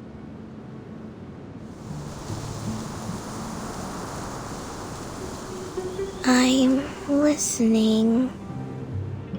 Oh, I heard it. The answer. A distant wind told me that Miss Erd's latest submission came from the Sao Paulo Veterans Residence. The article she submitted was an excellent piece, but Otto doesn't know anything beyond that. Okay. I suppose we'll all have restful sleep and sweet dreams tonight. I've collected the material I needed for the upcoming feature interview. I bet the readers will enjoy it. I'll be sure to include your name on the byline, Miss Tuesday. Me? I don't think I contributed anything. Quite the contrary. You played a significant role. If it weren't for you, I wouldn't have realized my inner fear of losing communication with the world. First-hand experiences like this are invaluable to an editor. Oh, with the way you put it, I almost regret letting you go. I won't be returning. The interview's over.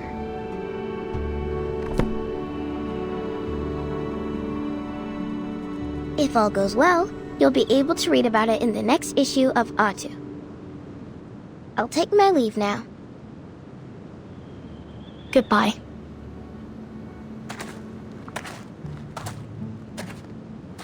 Good.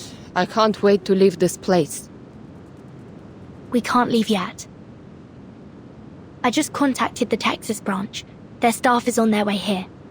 They have to investigate this supernatural being as soon as possible. And they'll be here soon, I presume.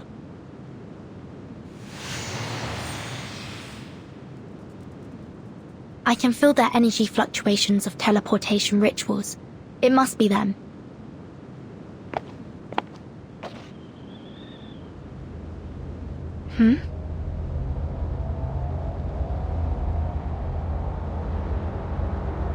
Looks like you guessed wrong, Capitan. I met her in town. Name's Kayla. Kayla.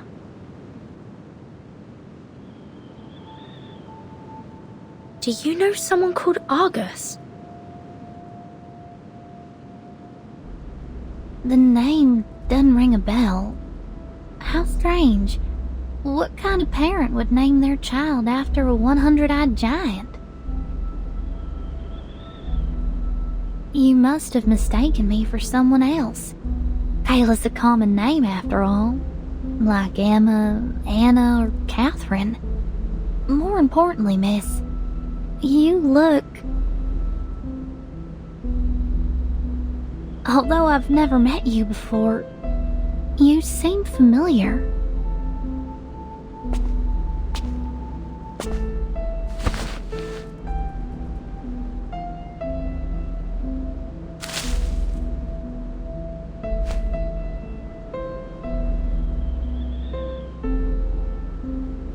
I hope you have a wonderful day. Thank you.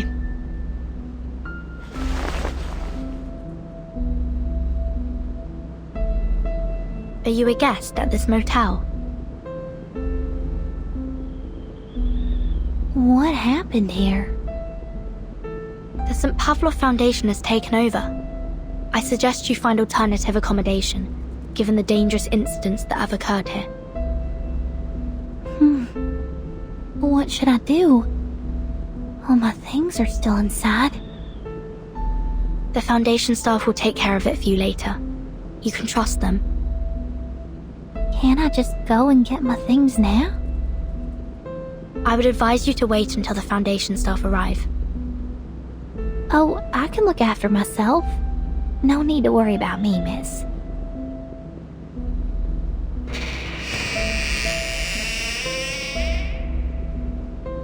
That girl.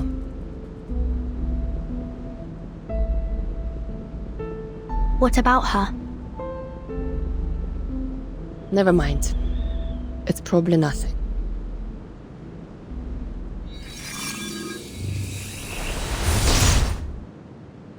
Apologies for our delayed arrival, Miss Burton.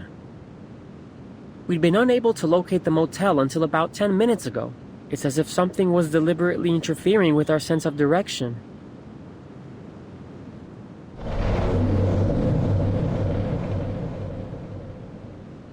Oh.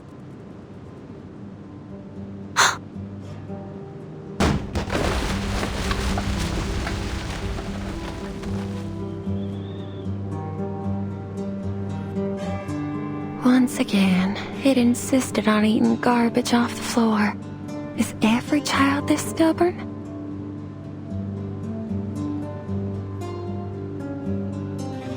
It's Stefan, a Xeno officer. Stefan. Sounds familiar.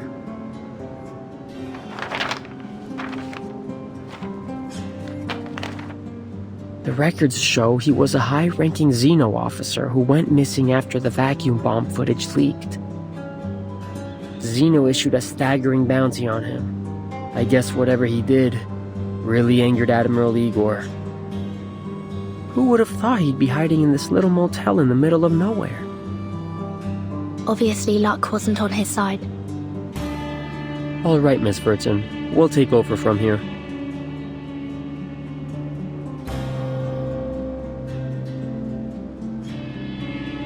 After the branch completes its procedures, you'll be sent to the headquarters for a more thorough assessment. Will you return my baby to me? It's too early to discuss that. Let's go, Lilia.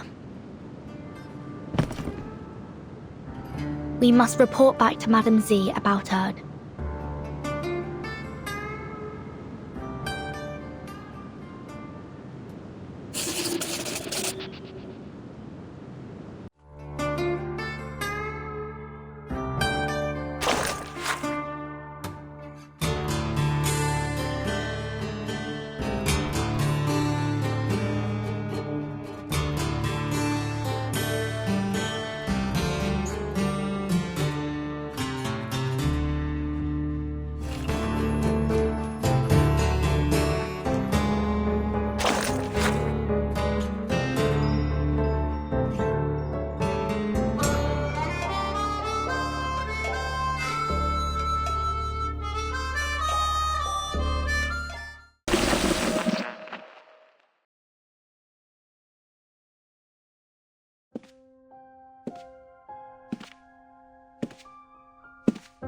dear. It seems a lot transpired while I was away.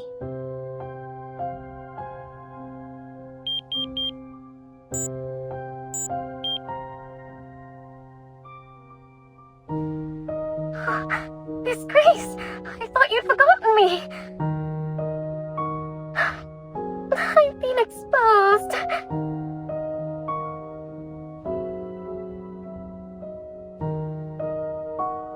Kimberly, care to tell me what happened in this motel? There's blood and brains splattered in the hallway. Who died and how? It was that Zeno madman. He shot himself in the head. But I still haven't managed to destroy the ritual sigils under his bed. And I couldn't find the...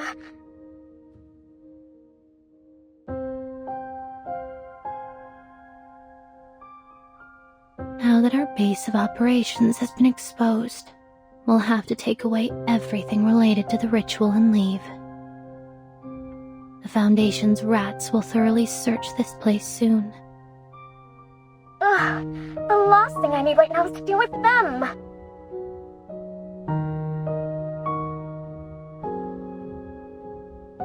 And, could you tell me more about this Burton?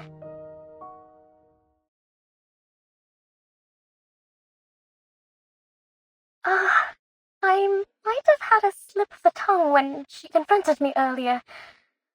How good is her memory? Fret not, Kimberly. People rarely pay attention to things that don't directly involve them. But I do look forward to seeing her again.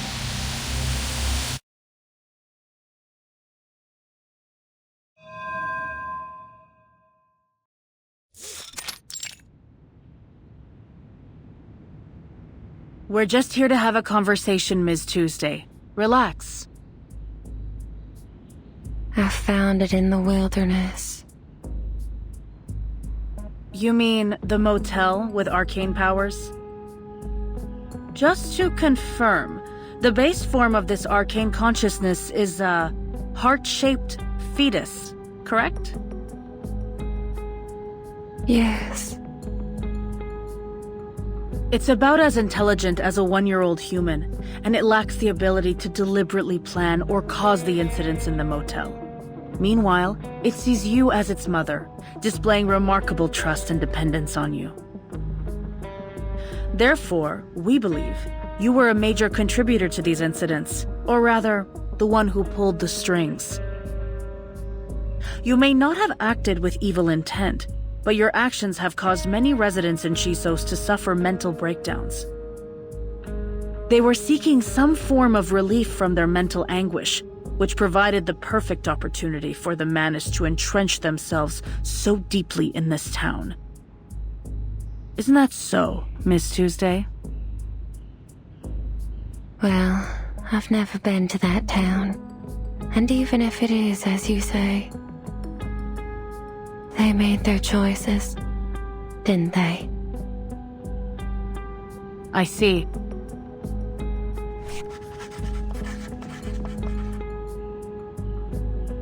The timekeeper just reported another crucial piece of information to the Foundation. Were there any activities going on in the motel undertaken by the self-proclaimed followers of the Order of Enlightenment? Oh, there indeed were. They left not long ago. I still remember their faces. What did they do at the motel? They scribbled on the floor and made strange noises. Oh, I remember now. Whatever it was they were trying to do, it was a total failure. One poor girl became trapped inside their mirror. She never stopped trying to escape. The mirror would make banging noises all night long. We didn't find anyone trapped in a mirror during our search. Well, that's sad, I suppose.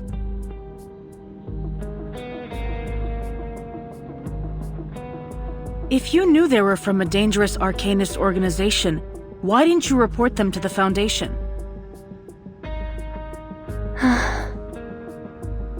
Why would I?